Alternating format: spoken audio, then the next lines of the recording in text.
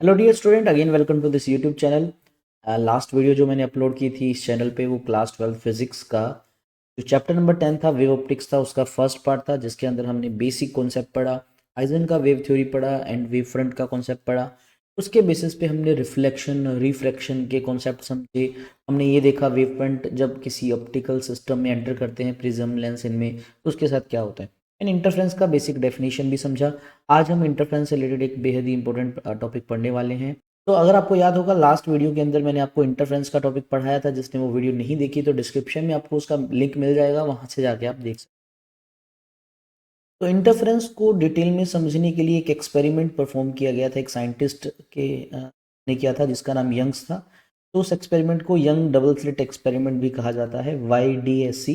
इसी का short name है बच्चों। अगर आपको किसी क्वेश्चन में YDSC लिखा हो तो यानी यंग्स डबल स्लिट एक्सपेरिमेंट की बात हो रही है। तो ये जो एक्सपेरिमेंट था ये प्योरली इंटरफेरेंस की ही एक्सपेरिमेंटल स्टडी करने के लिए था, मैं आपको बता दूं। और इंटरफेरेंस के लिए आपको पता है कोहेरेंट सोर्स होना ज़रूरी है। तो हम उन्हीं में से एक तरीका ऑब्टेन करेंगे, कोहेरेंट सोर्स ऑब्टेन। तो क्या किया उसने एक्सपेरिमेंट में, एक सोर्स ऑफ लाइट लिया, जनरली सोडियम लैंप का यूज़ किया जाता है बच्चों। एक सोर्स ऑफ लाइट है, उसके आगे एक स्लिट रख दी, मीन्स एक कार्डबोर्ड में होल कर दिया। तो यहाँ से इस लाइट यहाँ से बाहर निकलेगी in the form of wave front. आपको पता है spherical kind of wave front जाएगा। जैसे ही वेव फ्रंट आगे गया, हमने एक और कार्डबोर्ड लगाया जिसमें इस बार दो होल थे, दो स्लिट बना रखी थी। क्यों? क्योंकि मैं इस जो फर्स्ट सोर्स है, जो मेन सोर्स है, इसके वेव फ्रंट को डिवाइड कर रहा हूँ। तो इसका डिवीजन ऑफ वेव फ्रंट हुआ, जिससे हमें अब ये दो सोर्स की तरह मिला। पहले सोर्स ने अपना अलग वेव फ्रंट एमिट किया, ठीक है, और जो दूसरा है उसने भी अपना अलग से वेव फ्रंट एमिट किया। क्लियर? तो अब देखोगे हमने सिंगल वेव फ्रंट को डिवाइड किया। इस मेथड को डिवीजन ऑफ वेव फ्रंट भी बोलते हैं। ऐसा क्यों करते हैं? क्योंकि हमें कोहेरेंट सोर्स चाहिए। नाउ दीज S1 S2 ये दोनों दोनों जो है कोहेरेंट सोर्स का काम करेंगे। इससे होगा क्या, इंटरफेरेंस की सारी कंडीशन हमें मिल जाएंगी। हमने फिर लास्ट में क्या रखा रखा है, एक स्क्रीन रख रखा है। जैसे ही स्क्रीन पे आप देखोगे तो सोर्स S1 S2 दोनों से लाइट पहुंचेगी। और ये जो कॉमन पार्ट है यहाँ पर क्या होगा बच्चों, यहाँ पर प्रिंसिपल ऑफ सुपरपोजिशन होगा। ये जो वेव्स हैं दोनों सोर्सेज की मिलेंगी, सुपर इम्पोज होंगी, और इनके सुपर इम्पोज होने से यहाँ आपको पता है क्या होगा, इंटरफेरेंस होगा। और इंटरफेरेंस में आपको पता है क्या होगा, सुपर इम्पोज करने से बच्चों होगा इंटरफेरेंस, क्योंकि इंटरफेरेंस की कंडीशन सारी मिल जाएंगी जो कोहेरेंट सोर्स हैं। और इंटरफेरेंस होने से आपको पता है दो कैटेगरीज बनेगी। कुछ जगह आपको कंस्ट्रक्टिव मिलेगा और कुछ जगह आपको डिस्ट्रक्टिव मिलेगा। कंस्ट्रक्टिव मिलने का मतलब वहाँ इंटेंसिटी ज़्यादा होगी, ब्राइटनेस दिखेगा। अब जो ये येलो कलर की लाइंस देख रहे हो, ये आपको इंडिकेट करता है कि यहाँ यहाँ कंस्ट्रक्टिव इंटरफेरेंस हुआ।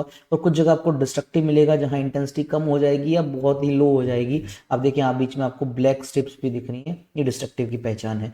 तो ओवरऑल जो यहाँ पर पैटर्न बनता है हम उनको बोलते हैं फ्रिंजेस। क्या बोलते हैं बच्चों? उसको बोलते हैं फ्रिंजेस। वो कैसी बनेगी वो कौन डिसाइड करेगा? वो डिसाइड करता है ये जो सुपर इम्पोज होने वाली वेव्स का पाथ डिफरेंस। चलिए इसको थोड़ा सा समझते हैं कि यहाँ पर ब्राइट डार्क फ्रिंजेस बनी क्यों। तो वही सेम सेटअप है। देखो बच्चों, यहाँ पर एक स्क्रीन सॉरी यहाँ पर एक कार्डबोर्ड, उसमें एक होल है, इसके ऊपर एक प्लेन वेव फ्रंट आया। ये छोटा सा पॉइंट एक होल होल है जो पॉइंट साइज ऑब्जेक्ट का काम करेगा, तो इसने एक स्फेरिकल वेव फ्रंट बाहर निकाल दिया। अब इसके आगे एक और हमने कार्डबोर्ड रखा, लेकिन इस बार वहाँ दो होल हैं, यहाँ पर एक, यहाँ पर। तो ये दोनों जो है इंडिविजुअल सोर्सेज का काम करेंगे, और ये दोनों कोहेरेंट सोर्सेज हैं क्योंकि सेम से ऑब्टेन किया। हमने क्या किया, अब दोनों के वेव फ्रंट बनाए। कैसे? देखो, कोई भी एक सोर्स है तो हम उसके अराउंड क्या करेंगे, एक सॉलिड लाइन दिखाएंगे, एक डॉटेड लाइन दिखाएंगे। सॉलिड लाइन इंडिकेट करती है लेटर से क्रस्ट को, डॉटेड लेटर से इंडिकेट करती है ट्रफ को। तो थोड़ा सा इजी हो जाएगा स्टडी करना। तो देखिए, पहले के भी और दूसरे के भी, दोनों के आपने क्या करना है, क्रस्ट ट्रफ बनाते जाओ आगे बढ़ते हुए। अब अगर मैं क्या करूँ, आपको एक स्क्रीन रखने के लिए बोल दूँ इसके बिल्कुल रास्ते में, यानी यहाँ पर एक स्क्रीन रख दी, तो आप क्या देखोगे बच्चों, स्क्रीन पे कुछ लाइट पहुंचेगी इस पॉइंट से। ये जो पॉइंट है, हाँ, डॉटेड लाइन के साथ डॉटेड है, सॉलिड के साथ सॉलिड, डॉटेड के साथ डॉटेड, सॉलिड के साथ सॉलिड, एंड डॉटेड के साथ dotted. It mean crust crust trough trough crust crust trough trough.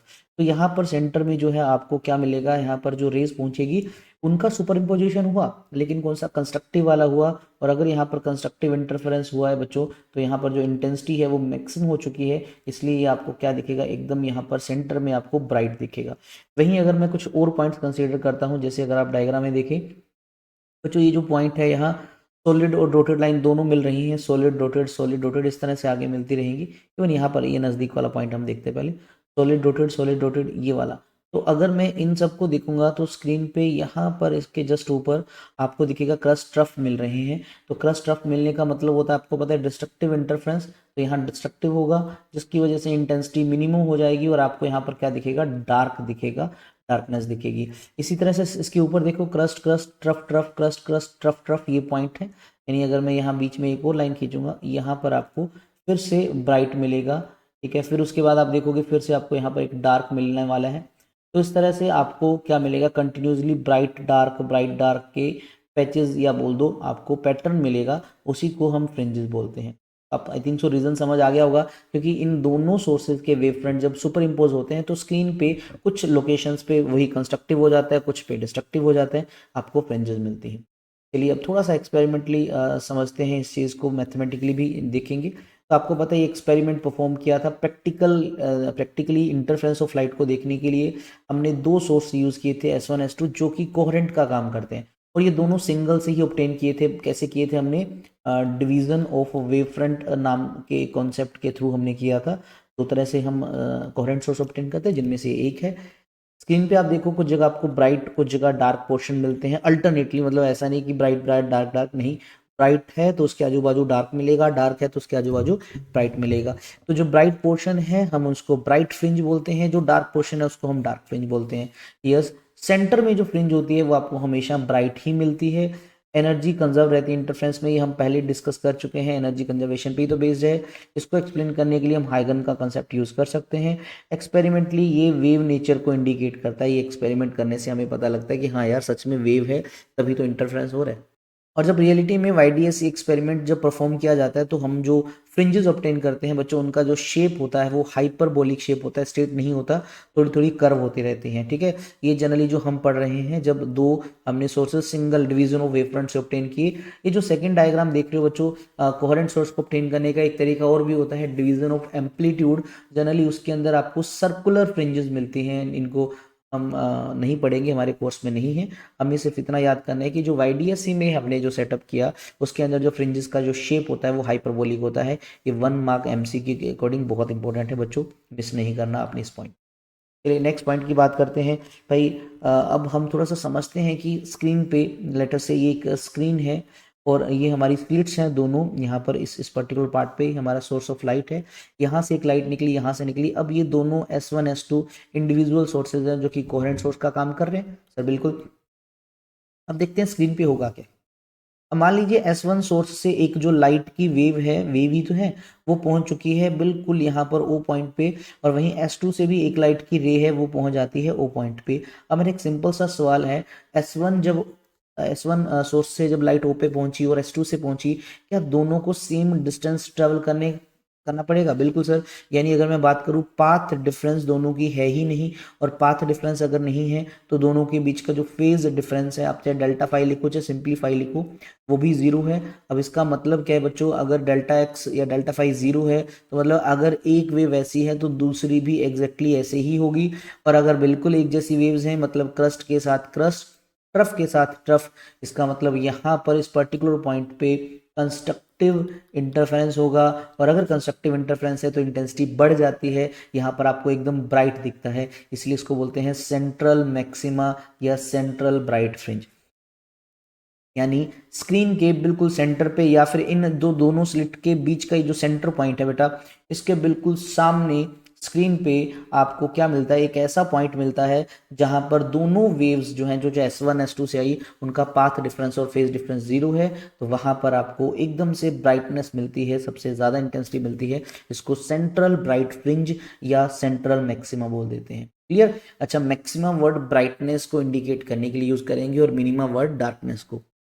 Okay, अब हमें ये समझना है कि सर स्क्रीन पे ये, चलो सेंटर पॉइंट तो समझ आया, यहाँ पर ब्राइट है, लेकिन बाकी पॉइंट्स का क्या जो स्क्रीन पे है। जैसे रेंडमली मैंने कोई एक पॉइंट लिया P, जो कि स्क्रीन पे है बेटा कुछ डिस्टेंस x पे, लेटर से यहाँ से इसका डिस्टेंस x हम मान लेते हैं, ठीक है। कुछ बुक्स में y दे रखा है तो आप उसको y भी लिख सकते हैं, तो मैं इसको काट के y कर देता हूँ, क्योंकि आपको अपकमिंग स्लाइड्स में ये y दिखेगा। आप कोई भी यूज कर सकते हो बच्चों, x y, इससे कोई जो फर्क नहीं आने वाला। तो ये y डिस्टेंस है किसका, स्क्रीन पे एक पॉइंट P है जो सेंटर लाइन से y डिस्टेंस पे है।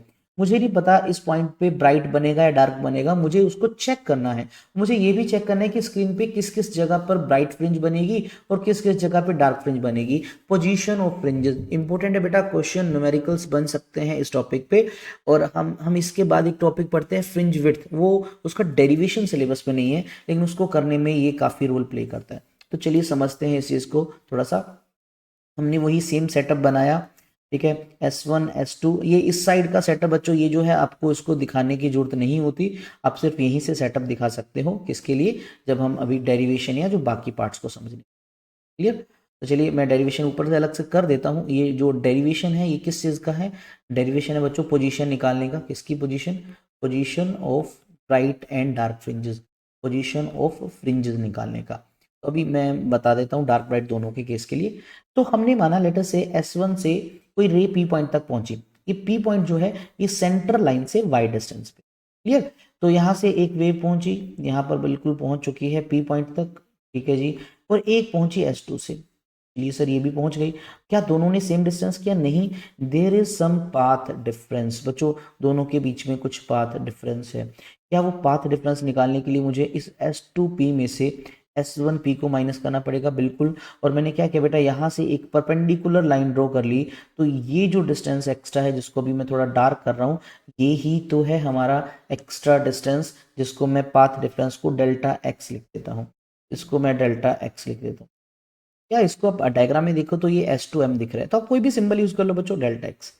अब हम इस डेल्टा एक्स का बड़ा इंपॉर्टेंट रोल है, क्योंकि ये डेल्टा एक्स ही तो डिसाइड करेगा कि पी पॉइंट में हमारा ब्राइट बनेगा डार्क बनेगा। क्योंकि हम इससे पहले इंटरफ्रेंस में यही तो पढ़ा कि पाथ डिफरेंस दो वेव्स का, मैं आपको थोड़ा सा रिकैप करवाता हूँ। कंस्ट्रक्टिव अगर आपको याद होगा, कंस्ट्रक्टिव इंटरफ्रेंस में क्या कंडीशन थी कि पाथ डिफरेंस जो है वो प्लस माइनस एन लेमडा होना चाहिए, या हम एक और तरीके से लिखते थे प्लस माइनस 2n जो है वो लेमडा बाय 2 के मल्टीपल होना चाहिए। अगर ऐसा होता है तो कंस्ट्रक्टिव होती है।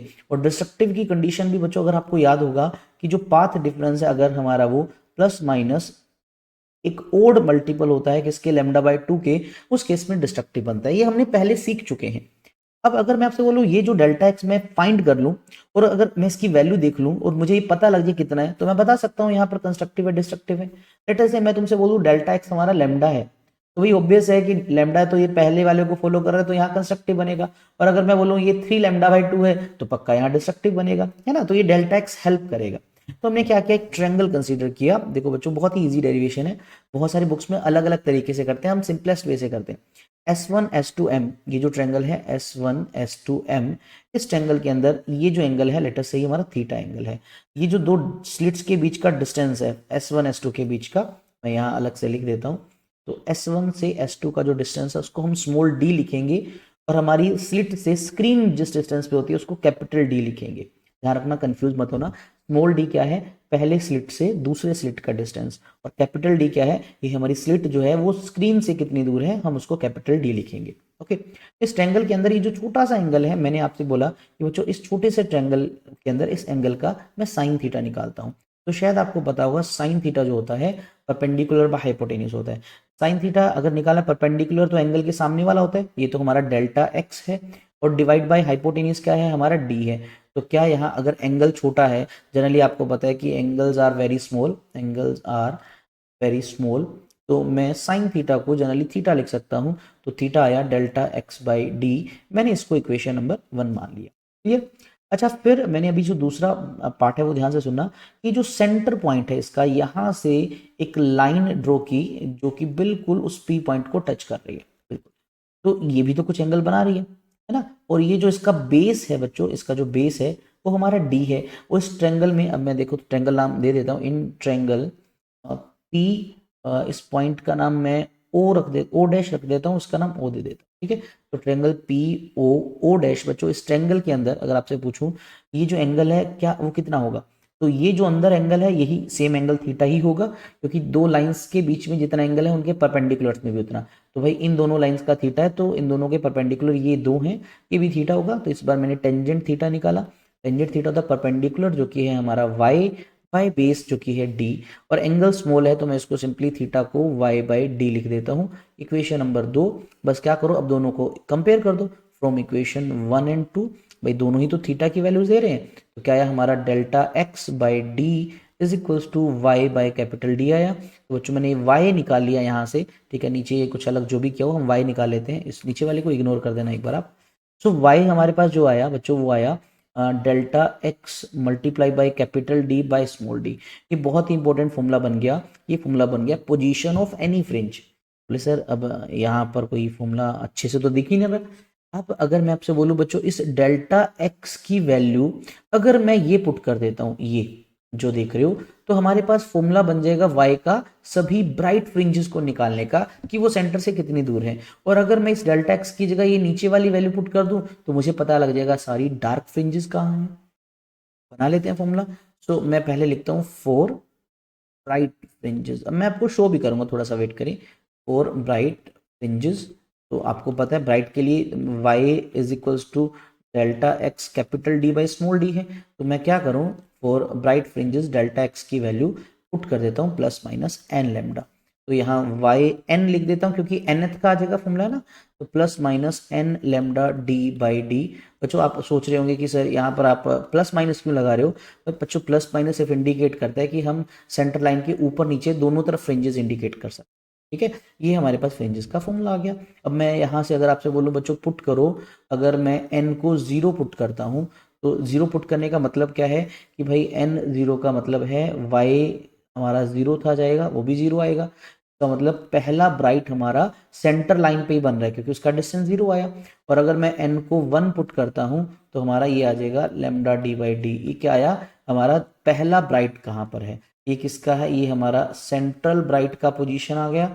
सेंट्रल ब्राइट, ये हमारा फर्स्ट ब्राइट का पोजीशन आ गया। आपसे पूछूं सेकंड ब्राइट कहाँ है, अच्छा प्लस माइनस लगा सकते हो क्योंकि ऊपर नीचे दोनों तरफ यही आएगा। अगर मैं n is equal to 2 put करता हूँ तो y2 आ जाएगा, कितना आएगा, वो आएगा 2 लेमडा डी बाई डी। ये क्या आया, हमारे सेकंड ब्राइट का पोजीशन आ गया। और अगर मैं स्क्रीन पे आपको अगर ये शो करके दिखाने की कोशिश करूं, तो अगर बच्चों ये हमारी स्क्रीन है और हमने क्या माना, ये मान लो सेंट्रल ब्राइट है, ये सेंटर वाली लाइन है हमारी, तो n 0 करने से y 0 आया, मतलब हमारा सेंटर ब्राइट इसी के ऊपर है बच्चों, ये y 0 को इंडिकेट करते हैं। और ये ब्राइट है, आप डार्क आपको लग रहा हो क्योंकि मैं अंदर से पूरा अब भरूंगा नहीं, मैं इसको खाली कर देता हूँ। ठीक है, तो ये हमारा हुआ सेंट्रल ब्राइट, तो मैं यहाँ CB लिख देता हूँ। ठीक है, अब उसके बाद क्या बच्चों आप देखें y1 जो है यानी first bright lambda D by D distance पे, तो बीच में एक डार्क आएगा, फिर यहाँ पर एक ब्राइट आएगा, आपको पता है ये, तो ये हमारा फर्स्ट ब्राइट है B1 देता हूँ ना। और ये इसका सेंटर से जो डिस्टेंस होगा ना बच्चों, ये है हमारा y1 जिसकी वैल्यू क्या है, लेमडा डी बाई डी। इसी तरह से फिर एक बीच में डार्क आएगा, फिर ऊपर एक ब्राइट आएगा आपके पास, ये होगा सेकंड ब्राइट। और इसका डिस्टेंस अगर आप निकालोगे कहाँ से, सेंटर से, इस डिस्टेंस को हम y2 लिख रहे हैं। तो ये दोनों तरफ है, नीचे की तरफ भी ऊपर की तरफ है, इसलिए प्लस माइनस सिंबल लगाया क्योंकि आप दोनों निकाल सकते हैं। ठीक है, प्लस लगाओगे तो ऊपर और माइनस लगाओगे तो नीचे। क्लियर है, y1 y2 आपको पता लग गया होगा, ये अप टू करते जा सकते हैं जितना भी लिखना है। इसी तरह से मैं आपसे बोलूँ भाई डार्क फ्रिंजेस कहाँ हैं, ऑब्वियस सी बात है डार्क फ्रिंजेस होगी तो इनके बीच में ही, क्योंकि दो ब्राइट के बीच में एक डार्क होती है। लेकिन उसके लिए क्या है, हमें पता है डेल्टा एक्स को plus minus 2n-1 lambda by 2 multiply lambda by 2 put करना पड़ेगा। तो वाई एन डैश लिखता हूँ बच्चों क्योंकि ब्राइट से अलग करना है ना, तो plus minus 2n-1 lambda capital D divide by small 2d। तो ये हमारे पास फॉर्मूला बन गया किसी भी डार्क फ्रिंज का पोजीशन बताने का फॉर्मूला, वाई एन डैश। वही सेम चीज बच्चों अगर मैं यहाँ n को 1 पुट करता हूँ, 0 नहीं पुट करूंगा क्योंकि सेंट्रल तो भाई एक ही है ना, इसलिए तो n 1 पुट करते ही हमारा ये आ जाएगा y1 डैश जो कि आएगा लेमडा डी बाई 2d आ जाएगा। इसी तरह से मैं y2 डैश निकालना है तो क्या करूँगा, n को 2 पुट कर दूंगा, तो ये हमारे पास ये आ जाएगा बच्चों, यहाँ 2 पुट करते ही आ जाएगा 3 लेमडा डी बाई 2d। इसी तरह से n को मैं 3 पुट करता हूँ, so I will get y3 dash which is 5 lambda D by D. ये क्या है बच्चों, ये है हमारा फर्स्ट डार्क, ऊपर नीचे दोनों तरफ आएगा तो प्लस माइनस साइन लगा सकते हैं। ये है सेकंड डार्क और इस तरह से थर्ड डार्क, और आप सभी डार्क का निकाल सकते हैं। और सेम स्क्रीन पे मैं अगर आपको ये डिस्टेंसेस भी शो करना चाहता हूँ तो बच्चों यहाँ इनके बीच में क्या बनेगा, फर्स्ट डार्क बनेगा, मैं D1 लिखता हूँ। और ये जो डिस्टेंस है बच्चों रेड कलर में आप देख सकते हो, this is y1 dash, y1 dash छोटा सा लिख रहा हूँ। और यहाँ पर आपको सेकंड डार्क मिलेगा D2, और इसका यहाँ से ये जो डिस्टेंस देख रहे हो तुम, दिस इज y2 डैश। तो इस तरह से आप ये जो है डिस्टेंस दिखा सकते हैं, दोनों तरफ दिखा सकते हैं, मैं बार बार बोल रहा हूँ आपको। क्लियर? अच्छा, अभी जो नेक्स्ट एक टॉपिक आने वाला है फ्रिंज विड्थ, मैं पहले थोड़ा यहीं से क्लियर कर देता हूँ फ्रिंज विड्थ होता क्या है। देखिए डिस्टेंस पहले तो हम इनके बिल्कुल सेंटर से लेते हैं, क्योंकि विड्थ थोड़ी सी ज़्यादा हो सकती है, ना तो मैं इस नीचे वाले कॉर्नर से लूंगा ना ज़्यादा बीच से लेते हैं। अब आपसे पूछो भाई दो ब्राइट फ्रिंजेस के बीच में कौन है, तो भाई अगर आप B1 B2 में देखो तो एक डार्क आ रहा है, इसी तरह से दो डार्क के बीच में कौन आ रहा है, एक ब्राइट आ रहा है। तो भाई किसी एक सिंगल फ्रिंज का जो विड्थ है कितना है, उसको जनरली हम बोलते हैं बच्चों फ्रिंज विड्थ। इसका डेरिवेशन इस साल नहीं है, करना हो तो आप यही फॉर्मूले यूज कर सकते हैं। फ्रिंज विड्थ को हम बीटा से लिखते हैं, ठीक है। अब फ्रिंज तो दो हो सकती हैं, फ्रिंज तो हमारी ब्राइट भी हो सकती है, ब्राइट फ्रिंज, ठीक है बच्चों, और फ्रिंज तो हमारी डार्क भी हो सकती है, वो डार्क फ्रिंज भी हो सकती है। अब दोनों का अगर मुझे विड्थ निकालना है तो क्या करूंगा, सिंपल सा फॉर्मूला लगाना है बच्चों। लॉजिकली सोचो, अगर मैं पूछूं दो ब्राइट के बीच में कौन है, एक डार्क, या दो डार्क के बीच में कौन है, एक ब्राइट। अगर मैं कोई भी लगातार दो डार्क देखूं, जैसे ये दो डार्क है, इनके बीच का जो डिस्टेंस है वो ब्राइट का होगा पक्का।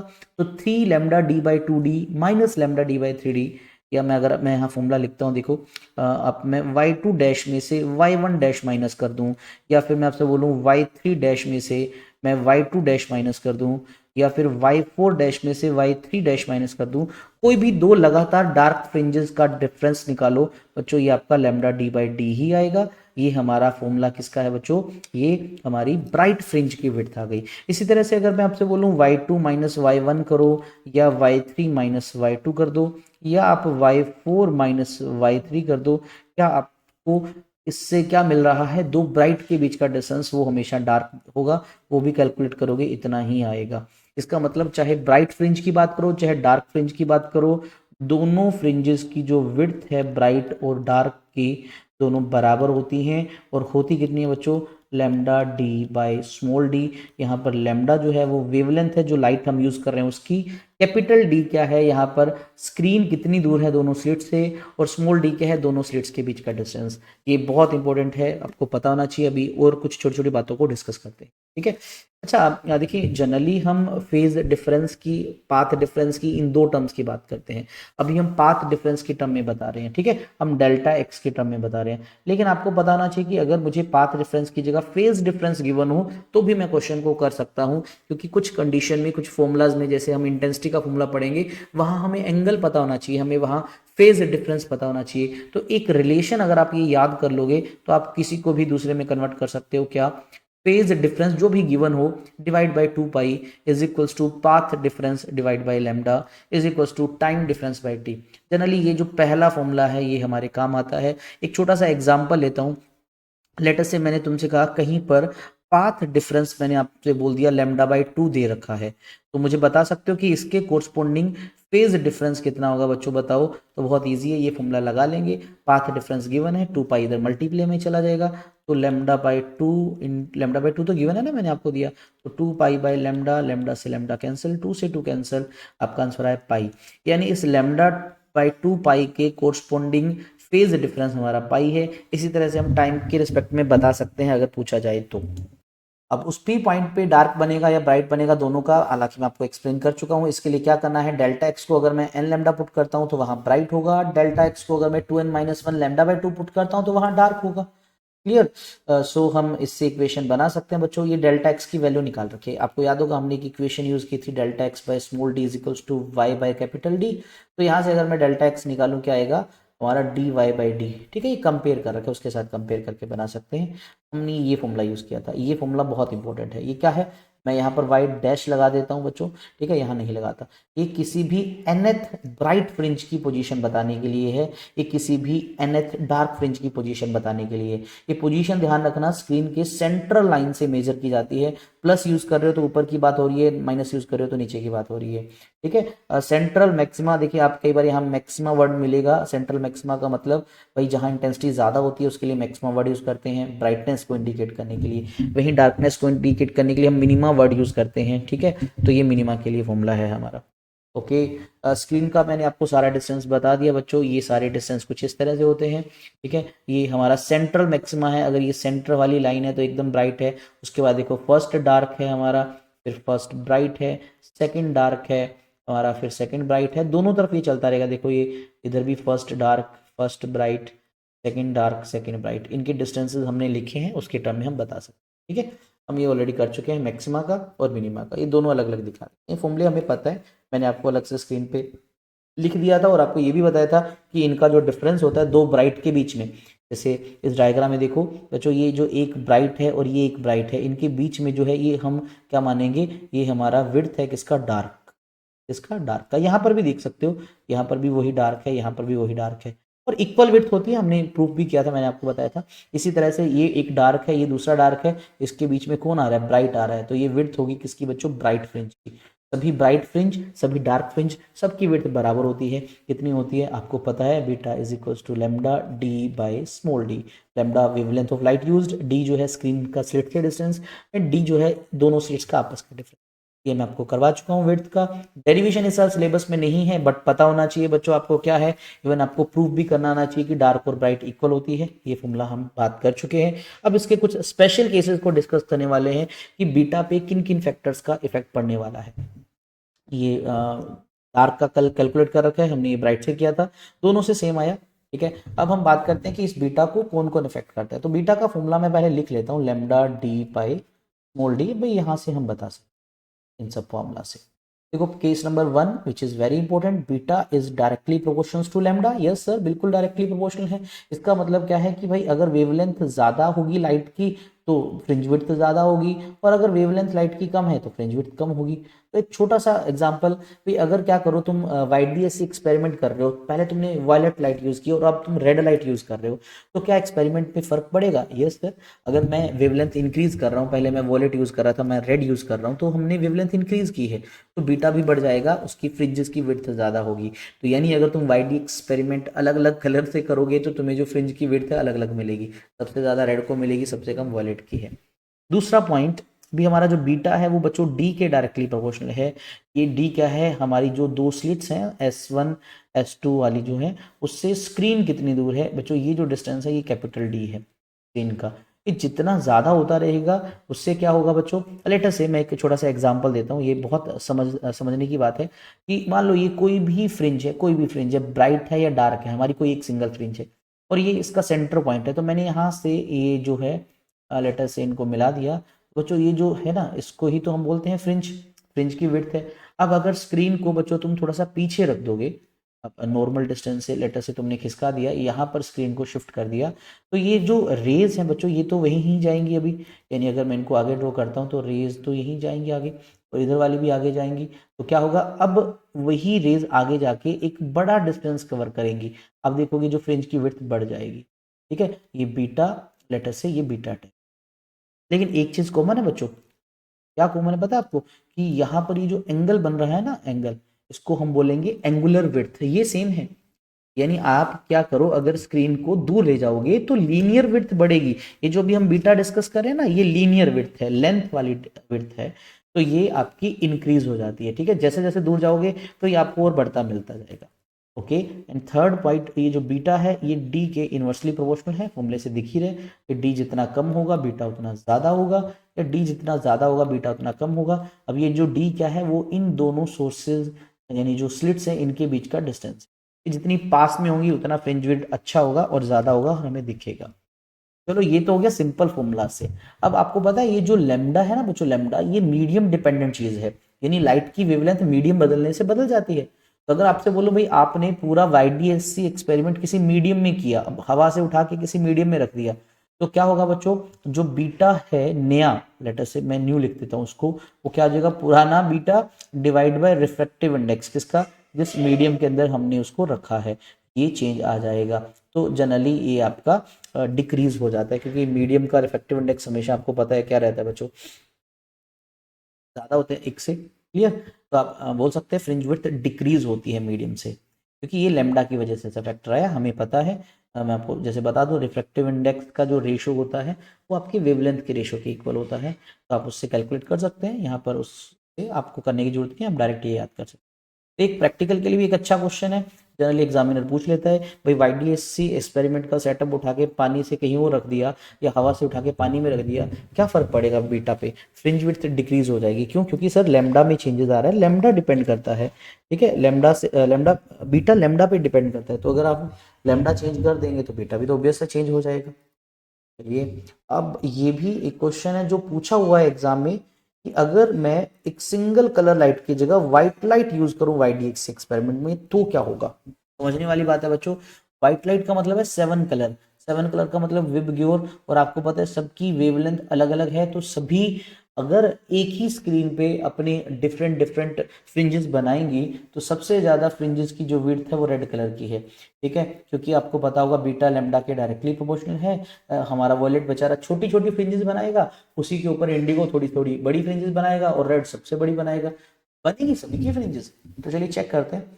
तो होगा क्या? सबसे पहला, when white light is used in YDSC, तो जो सेंट्रल है बच्चों, आप सोचो स्क्रीन है जो, इसके ऊपर सभी के पैटर्न बनने वाले हैं। मैं अभी एक छोटा सा एग्जांपल से बताता हूँ। लेट अस से मैं वॉलेट कलर की फ्रिंजेस दिखाता हूँ, वो कुछ ऐसी फ्रिंजेस बनती है स्क्रीन पे, छोटी छोटी बना रहा हूँ एक बार समझाने के लिए बच्चों से। ये ब्राइट डार्क बनेगी, तो मैं बीच में कुछ ब्राइट डार्क दोनों दिखा देता हूँ अल्टरनेटिव। अब इसी सेम स्क्रीन पे ब्लू वाले की भी होगी, तो ब्लू वाला थोड़ी सी ज्यादा विड्थ का बनाएगा। लेटर से ये सेंटर वाला है, फिर ये मान लीजिए इसका इधर डार्क है, तो ये इधर डार्क है, और सेम इसी के ऊपर अब कौन बनने वाला है? इंडिगो है, ठीक है, फिर आपका ब्लू, सॉरी ब्लू मैंने कर दिया, वॉलेट इंडिगो ब्लू, फिर ग्रीन कलर है, लेटर से ग्रीन कलर का जो बनेगा वो यहाँ पर बनेगा, ब्राइट कलर है ग्रीन का, फिर यहाँ पर डार्क होगा ग्रीन का, इस तरह से ग्रीन का बनेगा। सबकी विड्थ अलग अलग बना रहा हूँ ना मैं। सोचो इसी के ऊपर ग्रीन के बाद कौन बनेगा विबग्योर में? येलो बनाएगा, तो लेटर से येलो की फ्रिंज यहाँ बन रही, डार्क हो गई, ब्राइट है, चलती जाएगी ये तो। येलो के बाद फिर ऑरेंज बनाएगा, ऑरेंज के बाद फिर रेड बनाएगा। चलो ऑरेंज को मैं स्किप करके रेड दिखा देता हूँ, तो समझाने के लिए बेटा मैं आपको बता रहा हूँ ये, ठीक है, इस तरह से फ्रिंजेस बनती जाएंगी।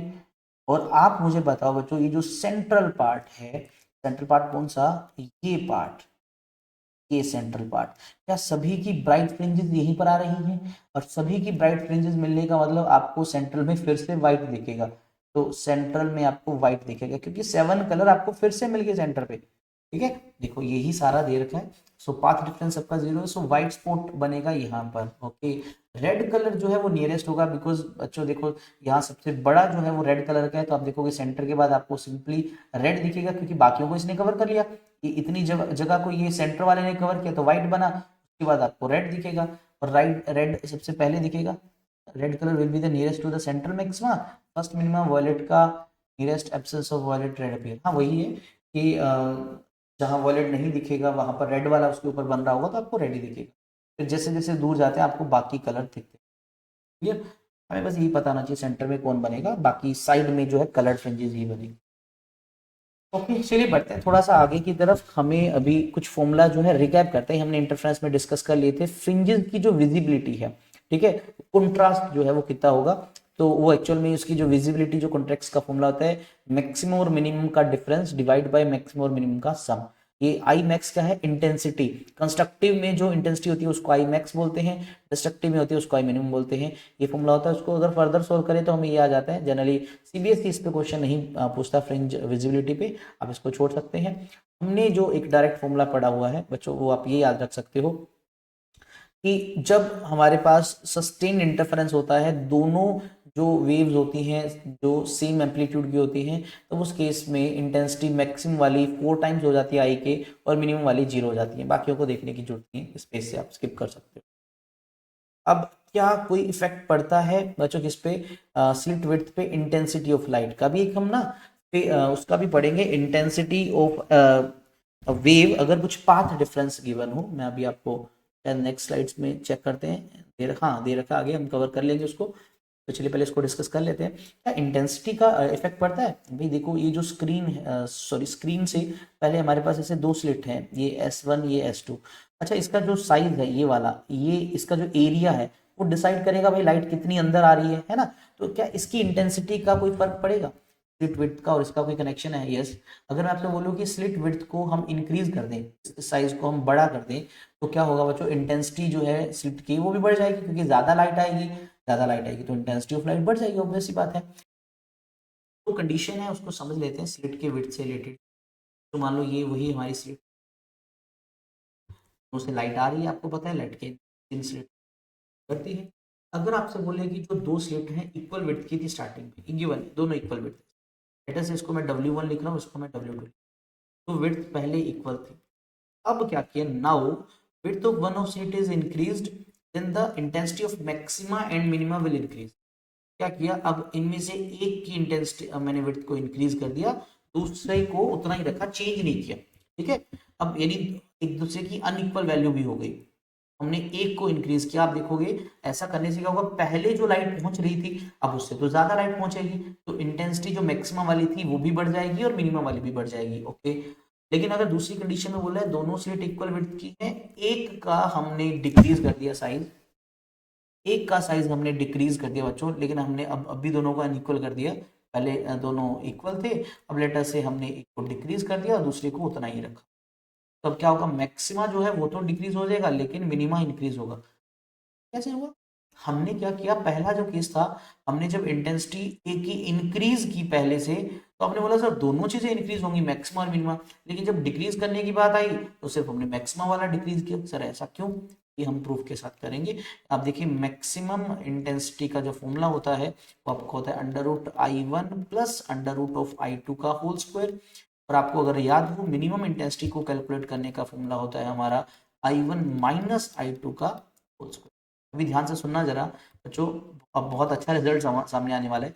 जब हम इंक्रीज करने की बात कर रहे थे तो हम दोनों में से अगर किसी एक फैक्टर को भी इंक्रीज करते हैं, तो चलो लेटर से मैंने I2 को इंक्रीज कर दिया या I1 को इंक्रीज कर दिया, तो ओवरऑल उसका स्क्वायर होगा, तो हम क्या करेंगे, आई मैक्स देखेंगे तो वो बड़ा हुआ मिलेगा, है ना। ये पहला केस बता रहा हूं मैं आपको। अब इनमें भी किसी को भी इंक्रीज कर दो, लेटर से I1 इंक्रीज हुआ या I2 इंक्रीज हुआ, जो आंसर आएगा वो एक नेगेटिव आएगा, नेगेटिव का स्क्वायर करोगे तो प्लस का बन जाएगा, तो आपका आई मिनिमम भी क्या हो रहा था, उस केस में इंक्रीज हो रहा था। लेकिन जो दूसरा केस था बोलते एक को डिक्रीज करो, लेटर से आपने इसको डिक्रीज कर दिया बच्चों। अगर आपने इसको डिक्रीज किया तो ओवरऑल नंबर का सम कम आएगा, तो हमारा जो मैक्सिमम इंटेंसिटी थोड़ी सी कम हो जाएगी। लेकिन इस केस में देखो, अगर एक को तुम कम कर दोगे तो ओवरऑल डिफरेंस तो बड़ा बन जाएगा, और डिफरेंस बड़ा बन जाएगा तो स्क्वायर करोगे तो आई मिनिमम आपका इंक्रीज्ड मिलेगा। तो आई थिंक सो तुम्हें अब समझ आ गया होगा इन पहले और दूसरे पॉइंट्स का मीनिंग क्या है, ओके। देन एक बहुत ही इंपॉर्टेंट फॉर्मूला है, मैं आपको थोड़ा सा बता देता हूँ ये क्या चीज़ बोलेगी है, क्योंकि बहुत सारे न्यूमेरिकल्स इससे रिलेटेड बन जाते हैं और पूछे जाते हैं।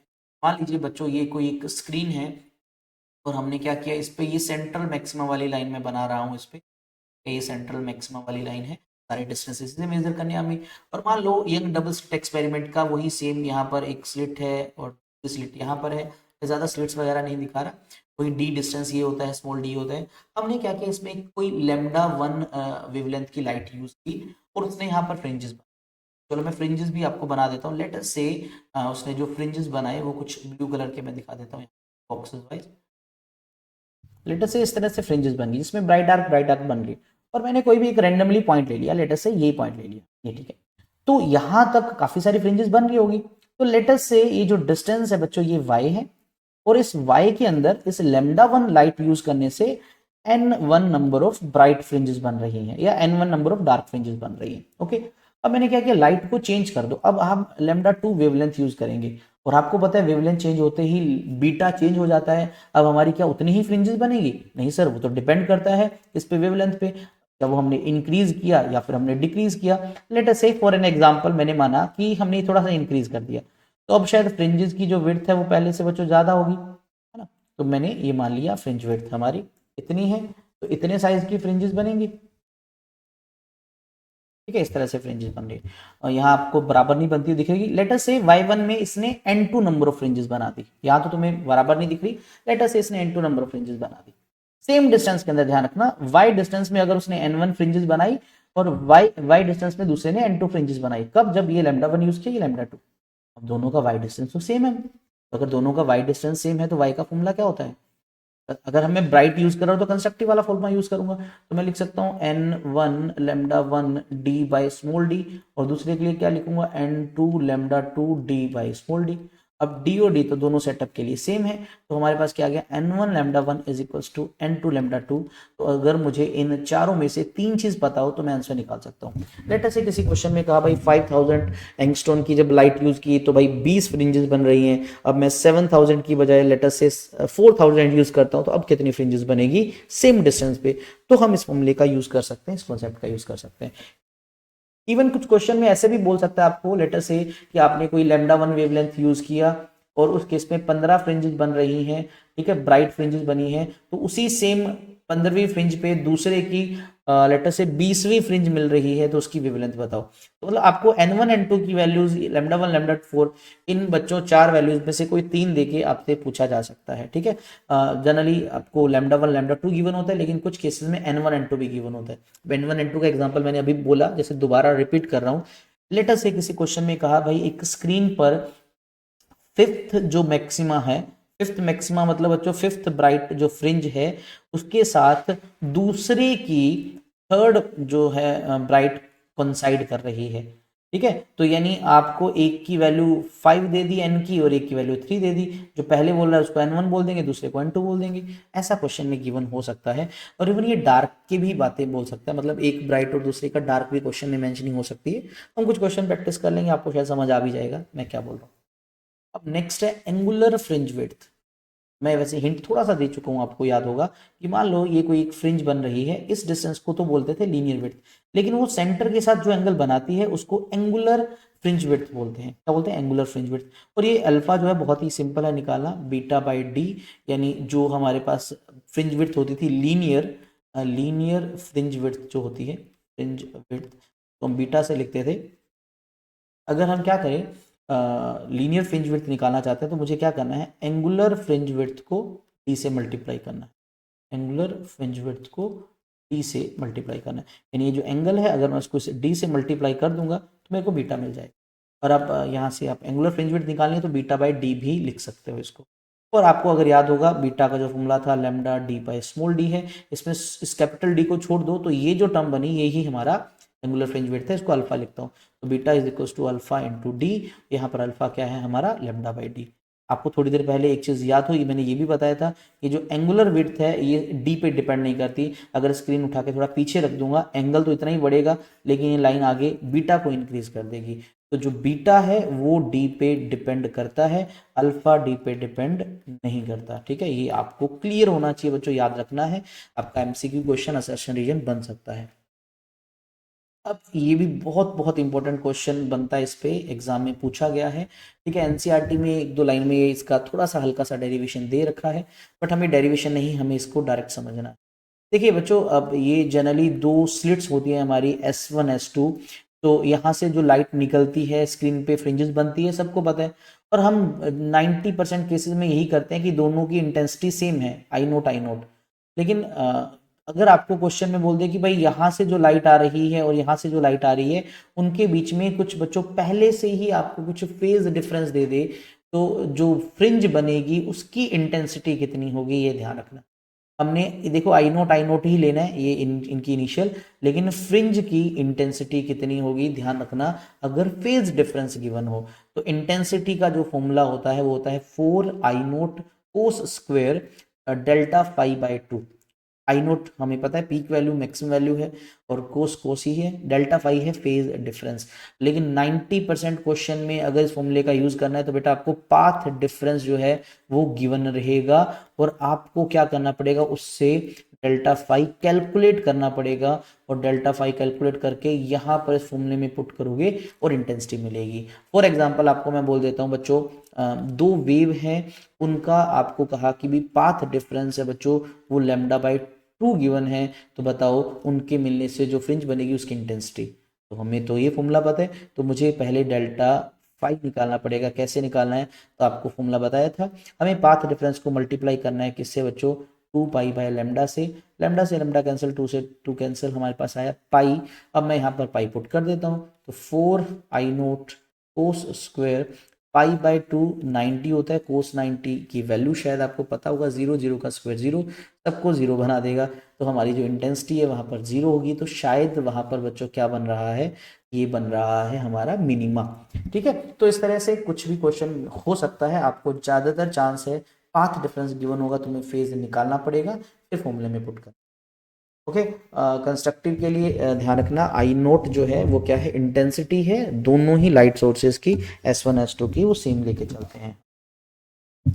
अब नेक्स्ट आता है हमारा कि सर अगर हम क्या करें, ये जो S1 S2 सोर्स है जो हमारे, अगर इनके बीच में कहीं पर हम कोई एक स्लैब वगैरह रखते हैं, लेटर से मैंने एक कोई T थिकनेस की स्लैब रख दी यहाँ पर, तो क्या होगा, अब जो लाइट जो इस स्लैब में से पास होगी उसको एक एक्स्ट्रा डिस्टेंस ट्रेवल करना पड़ेगा, क्योंकि उसको डेंसर मीडियम में से जाना पड़ रहा है, तो क्या होगा, एक फेज डिफरेंस आ जाएगा, जिसकी वजह से पी पर अब वो पहले जैसी फ्रिंज नहीं मिलेगी जो बन रही थी, कुछ अलग मिलेगी। और वहीं अगर मैं सेंटर पॉइंट की बात करूं, जनरली सेंटर पे आपको पता है मैक्सिमा बनता था, लेकिन अगर आपने इसके सामने क्या रख दिया, एक वही स्लैब रख दी, तो अब जो है सेंट्रल मैक्सिमा यहाँ नहीं होगा, वो शिफ्ट हो जाएगा। जनरली ग्लास स्लैब जिस साइड रखते हैं सेंट्रल मैक्सिमा उसी तरफ शिफ्ट होता है। हालांकि इस शिफ्ट को कैलकुलेट नहीं करना चाहते तो आप इस पेज पे देख सकते हैं। तो ये जो x है ये फॉर्मूला है शिफ्ट को कैलकुलेट करने का, ये formula in term of beta है। बीटा आपको पता है फ्रिंज विड्थ है जो पुरानी थी, नॉर्मल जो फ्रिंज विड्थ का फॉर्मूला है lambda D by D, mu है रिफ्लेक्टिव इंडेक्स जिस स्लैब को आपने इंसर्ट किया, टी उसकी थिकनेस है डिवाइड बाय लैम्डा। ठीक है, फिर बोल रहा हूँ इसको कैलकुलेट करने की जरूरत नहीं है, चाहो तो आप इस फॉर्मूले से भी याद कर सकते हो इस चीज़। और यहाँ देखें तो ये फॉर्मूला शायद इजी है ज़्यादा याद करना, ये जो है आपको शायद पता होगा एक्स डी बाई डी, ये पाथ डिफरेंस है डेल्टा एक्स, और ये क्या है हमारा बच्चों mu minus one into T. हमने जब नॉर्मल शिफ्ट या लेटरल शिफ्ट पढ़ा था क्लास लैब का, तो ये शिफ्ट का फॉर्मूला होता था, तो आप इस शिफ्ट को कंपेयर कर सकते हैं पाथ डिफरेंस से, और इसकी वैल्यू पुट करके फॉर्मूला बना सकते हैं। कहाँ पर सर हमें इंटरफेरेंस देखने को मिलता है रियल लाइफ में? ठीक है, आप सबसे पहले ये चीज़ ध्यान से सुनना कि हमने जो भी इंटरफेरेंस पढ़ा वो एक्सपेरिमेंटल पढ़ा YDSC वाला, उसको हमें ऑब्टेन करने के लिए इंटरफेरेंस के लिए कोहेरेंट सोर्सेज चाहिए थे, वो हमने coherent sources division of wavefront से ऑब्टेन किए थे। लेकिन प्रैक्टिकली लाइफ में डिवीजन ऑफ वेवफ्रंट की बजाय डिवीजन ऑफ एम्पलीट्यूड जो है वो अपने आप होता है। अब वो होता कब है, जनरली कोई ट्रांसपेरेंट लेयर होती है, बच्चों ध्यान से सुनना, जब कोई ट्रांसपेरेंट लेयर होती है और कोई लाइट की रे उसमें एंटर करती है, तो उसका कुछ पार्ट रिफ्लेक्ट हो जाता है और कुछ पार्ट रिफ्रैक्ट हो जाता है उसी का। अब जो रिफ्लेक्ट हुआ उसका फिर से एक पार्ट रिफ्लेक्ट हुआ और एक रिफ्लेक्ट हुआ, यहाँ से फिर से एक पार्ट रिफ्लेक्ट हुआ एक रिफ्लेक्ट हुआ। अब मान लो ये जो नंबर 1 और नंबर 2 रेज है ये आई कहाँ से, इनका ओरिजिन तो ये सेम ही है ना, सेम से बनी है, इसको बोलते हैं डिवीजन ऑफ एम्पलीट्यूड। और अगर मान लो ये 1 और 2 कहीं से मिल जाए आपस में, तो इनके इंटरफेरेंस से भी हमारा इंटरफेरेंस पैटर्न बनता है, जो जनरली हम देखते हैं कहाँ पर, अगर पानी पे या कहीं पर ऑयल की फिल्म होती है उसके थ्रू लाइट पास होती है, और आपको पता है जनरली जो सनलाइट है व्हाइट लाइट पास होती है, तो आपको 7 कलर्स दिखाई देते हैं, हमें लगता है यहाँ शायद कोई प्रिज्म जैसा काम हुआ है, डिस्पर्जन हुआ है, लेकिन वहाँ डिस्पर्जन नहीं इंटरफेरेंस होता है। वहीं सेम अगर एक सोप बबल है तो उसकी जो ये थिन लेयर होती है बच्चों, वो भी कुछ इसी तरह से काम करती है जैसे मैंने अभी बताया, तो उसमें से भी जब व्हाइट लाइट पास होती है तो आपको 7 कलर्स दिखते हैं। अगेन ये प्रिज्म नहीं है, ये डिस्पर्जन का फिनोमिना नहीं है, ये इंटरफेरेंस का फिनोमिना है। आई थिंक सो क्लियर होगा बच्चों तुम्हें इंटरफेरेंस क्या होता है। तो कुछ क्वेश्चन लगा लिए जाए इंटरफेरेंस के, ताकि थोड़ा सा माइंड सेट हमारा और हो जाए। कि यंग डबल स्लिट एक्सपेरिमेंट में 2 स्लिट्स के बीच का डिस्टेंस 3 टाइम्स कर दिया बच्चों, जो डी था ना अब उसको 3 टाइम्स कर दिया है ना। हमसे बोला फ्रिंज विड्थ पे क्या फर्क पड़ेगा, तो बीटा हमारा होता है लैम्डा डी बाई डी। अगर आप देखो बच्चों बीटा डी के तो इनवर्सली प्रोपोर्शनल है, अगर मैं डी को 3D कर रहा हूँ तो बीटा हमारा क्या हो जाएगा 1/3 हो जाएगा बीटा के, तो 1/3 टाइम्स ऑप्शन नंबर डी। चलिए चेक करते हैं, यस हमारा ऑप्शन नंबर डी करेक्ट है। बढ़ते हैं आगे नेक्स्ट क्वेश्चन पे, बहुत ही इजी सा क्वेश्चन है। हमसे कहा भाई एक YDXC एक्सपेरिमेंट है, यानी यंग डबल स्लिट एक्सपेरिमेंट है, और 2 नैरो स्लिट्स दे रखी हैं और उनके बीच का डिस्टेंस भी आपको गिवन है। तो ये जो डिस्टेंस है थोड़ा सा ध्यान से देखना, ये कौन से डिस्टेंस होते हैं, 2 स्लिट्स के बीच का है, तो ये स्मॉल डी है, 1 मिलीमीटर है, तो इसको मीटर में कन्वर्ट करना पड़ेगा, तो मैंने -3 लगा दिया इसके साथ, यही आपने गिवन में लिखना होता है पहले। और जो लाइट यूज़ की है उसकी वेवलेंथ भी बच्चों आपको गिवन है 500 नैनोमीटर, नैनो के लिए -9 लगा देता हूँ। ठीक है, how far adjacent bright band in interference pattern observe on a screen of distance. Screen हमारी 2 मीटर पे रखी है, बोला आपको ब्राइट बैंड मिल रहे हैं।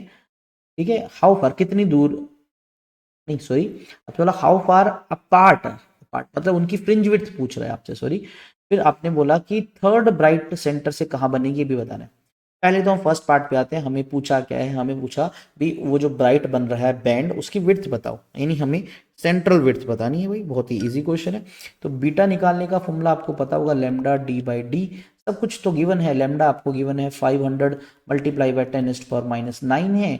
डी की वैल्यू 2 गिवन है, और क्वेश्चन में स्मॉल डी आपका 10⁻³ है। बच्चों इसको पूरे को सोल्व करो तो ये आएगा 10⁻³ मीटर। अब मीटर में कुछ भी नहीं गिवन था, या तो मिलीमीटर में गिवन था या नैनोमीटर में, तो इसको मैं लिख देता हूं 1 मिलीमीटर। देखो क्वेश्चन की स्टेटमेंट के अकॉर्डिंग मैंने आंसर लिखा। सेकंड पार्ट बड़ा ही प्यारा सा पार्ट है, देखिए जनरली ध्यान नहीं जाता इस पे।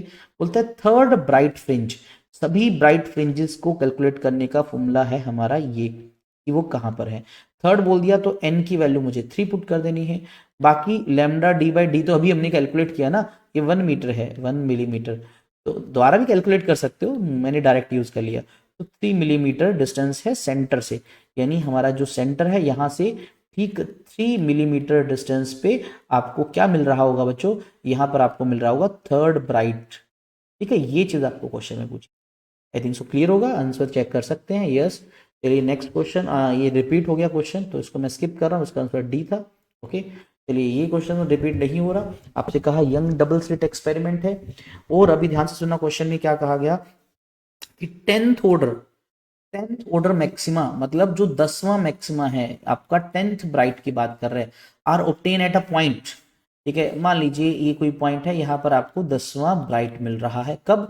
जब आपने 7000 एंगस्ट्रॉन वाली लाइट यूज की। ओके, तो मैं क्या n1 को 10 मान लूँ एक बार, और लैम्डा 1 उसके कोरस्पॉन्डिंग क्या है, 7000 एंगस्ट्रॉन है। ओके, फिर बोलता है कि हमने क्या किया, सोर्स को रिप्लेस कर दिया एक दूसरे सोर्स से, यानी अब जो वेवलेंथ है उसकी है बच्चों 5000 एंगस्ट्रॉन। ओके, और अब बोलता है कि किस ऑर्डर का मैक्सिमम उसी सेम पॉइंट पे मिलेगा, मतलब कितनी फ्रिंजेस बनेगी। सिंपल सी बात है, आपसे n2 पूछ लिया। देखो मैंने अभी थोड़ी देर पहले आपको बताया था, इस तरह का क्वेश्चन बन जाता है बच्चों। तो बहुत ही इजी क्वेश्चन रहते हैं, आपको डायरेक्ट फॉर्मूला यूज करना है, n1 lambda 1 is equal to n2 lambda 2।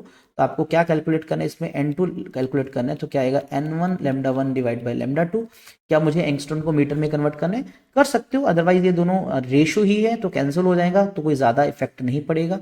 तो 10 मल्टीप्लाई बाय लैम्डा 1 वो की 7000 है, डिवाइड बाय 5000, कुछ कैंसिल वैंसिल करो, 70 डिवाइड बाय 5 है, और ये आपका बन जाता है बच्चों कितना, 14।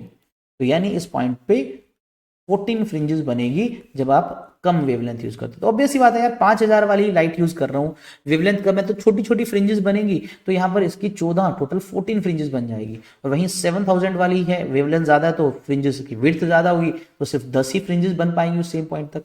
ऐसे थोड़ा सा कनेक्ट कर लिया करो तो ईजी हो जाता है क्वेश्चन को सोल्व। ओके, आंसर चेक कर सकते हैं।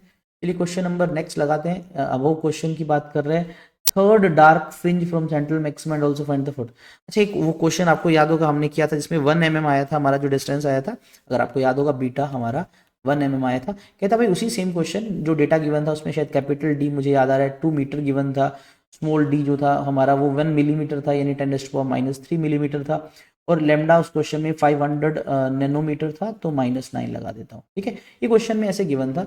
अब बोलता है उसी सेम क्वेश्चन में थर्ड ब्राइट या डार्क, जिसको सॉरी थर्ड डार्क, ब्राइट तो कैलकुलेट किया था, तो आपसे बोला थर्ड डार्क, तो मुझे y3 डैश निकालना है।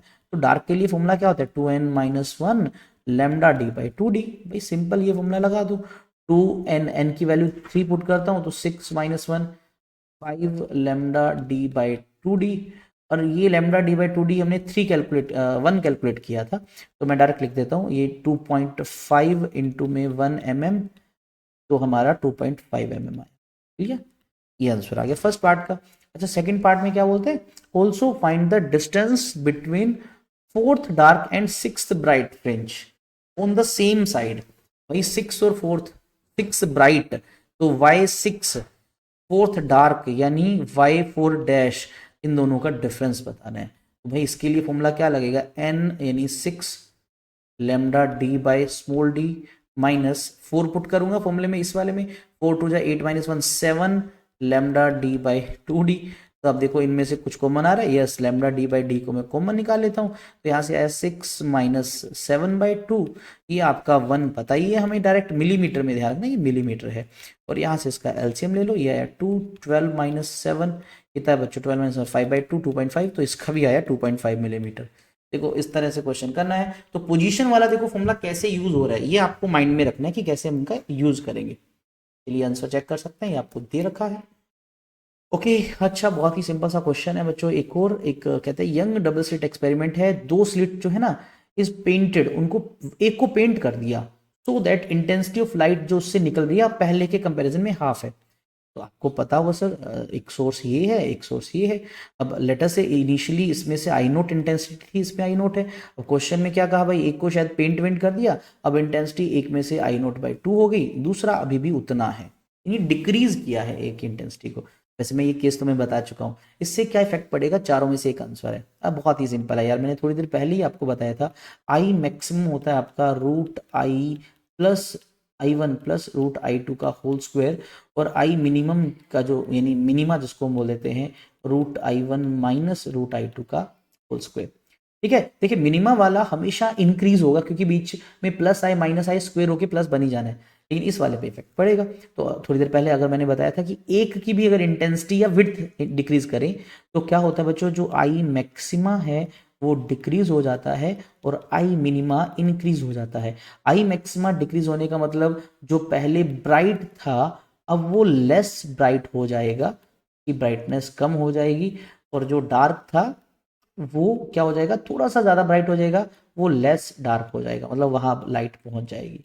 ठीक है, चलिए चेक करें, dark fringes will become less dark, yes, bright fringes will become less bright, yes. ठीक है, ऑप्शन नंबर डी हमारा करेक्ट है। चलिए चेक करें, यस ऑप्शन नंबर डी।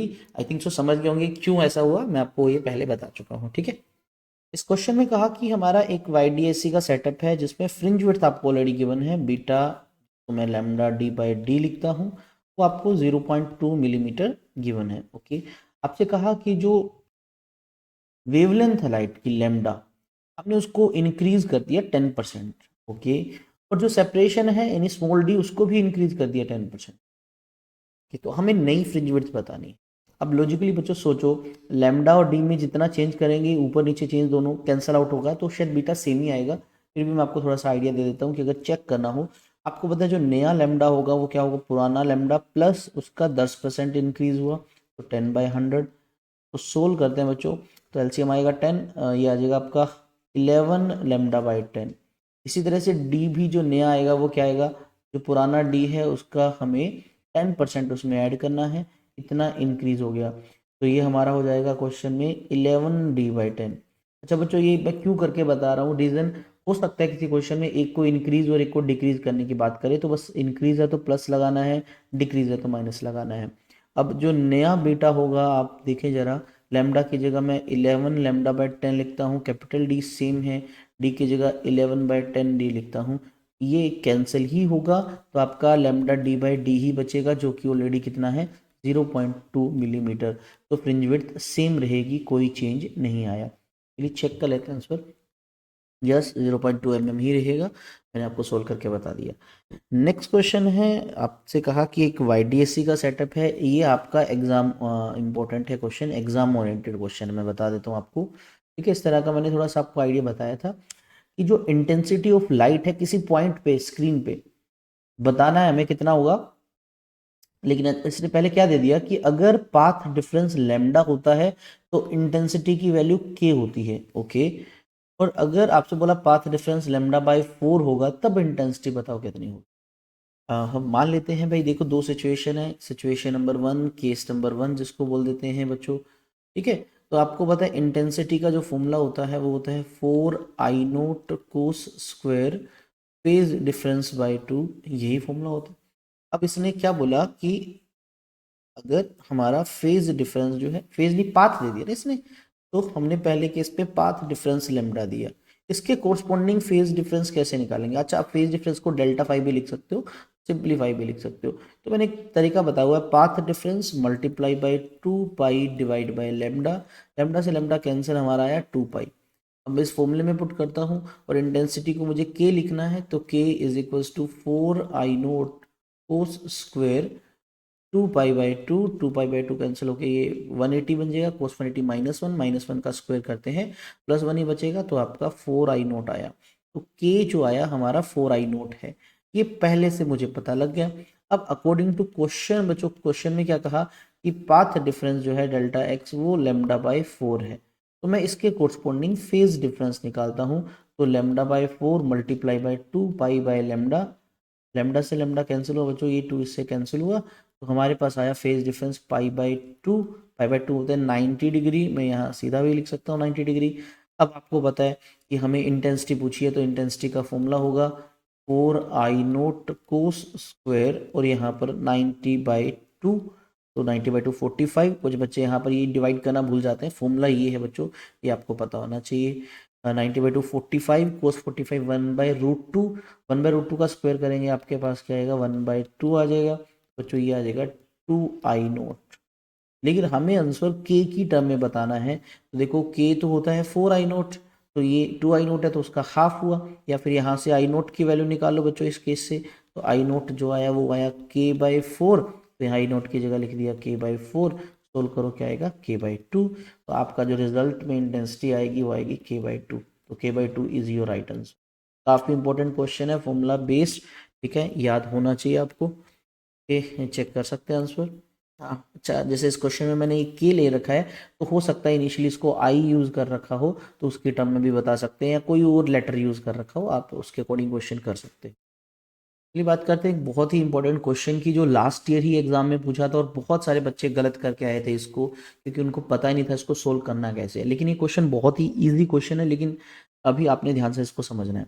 आपको कहा एक YDSC का सेटअप है, ये हमारा मेन सोर्स है, सिंगल सोर्स। यहाँ से एक लाइट पहुंच रही है S1 में, और यहाँ से लाइट पहुंच रही है S2 में। तो ये जो S1 S2 है, इनमें पहले ही आपको फेज डिफरेंस पाथ डिफरेंस दे दिया कि जो S से S2 तक लाइट पहुंची और S से S1 तक लाइट पहुंची, उनमें ऑलरेडी λ/4 का पाथ डिफरेंस है।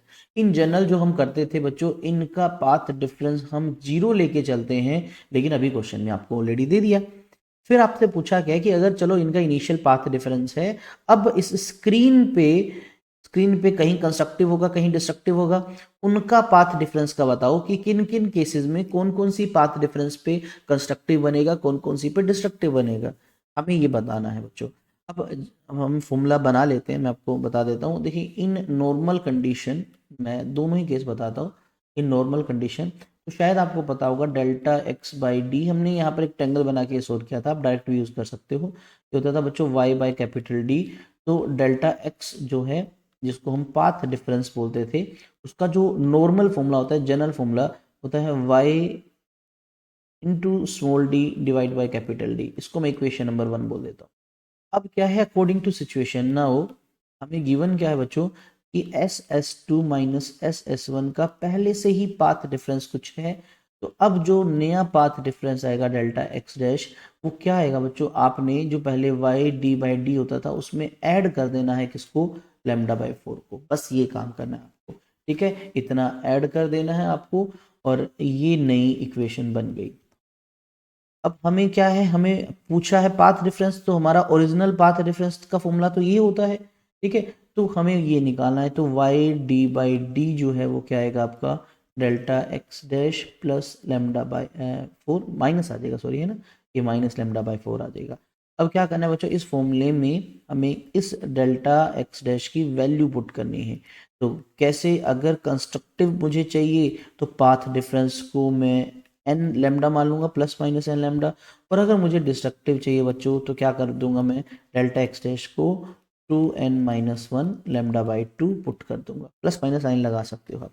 बस ये तरीका है, आपको दोनों केस में पाथ डिफरेंस मिल जाएगा। ये तो पूछा था आपसे। अब मैं यहाँ पुट करता हूँ, मैं डायरेक्ट लिख देता हूँ। पहले केस में जो YD/D की वैल्यू आएगी, YD/D क्यों लिख रहा हूँ, क्योंकि पाथ डिफरेंस इसी से तो कैलकुलेट होगा, चाहे कुछ भी कंडीशन हो, चाहे फेज डिफरेंस आए ना आए, YD/D ही तो पाथ डिफरेंस को इंडिकेट करेगा। जब हम यहाँ फर्स्ट केस में ये कंडीशन पुट करते हैं, तो कॉमन लेंगे बच्चों लैम्डा, आपको क्या मिलेगा n-1/4 इंटू लैम्डा, ये आपको मिलेगा। दो स्टेप पे आप इजीली कर सकते हो।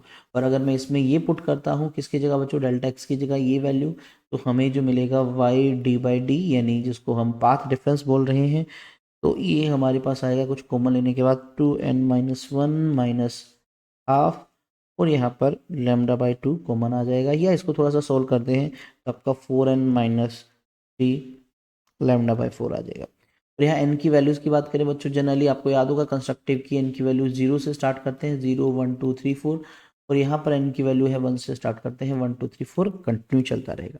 ओके, तो ये हमारे पास कंडीशन आ गई।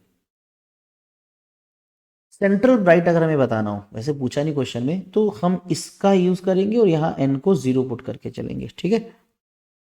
हम इससे सेंट्रल ब्राइट भी बता सकते हैं माइनस लैम्डा बाई 4 का, और वो कहाँ पर होगा, y हम कैलकुलेट कर सकते हैं।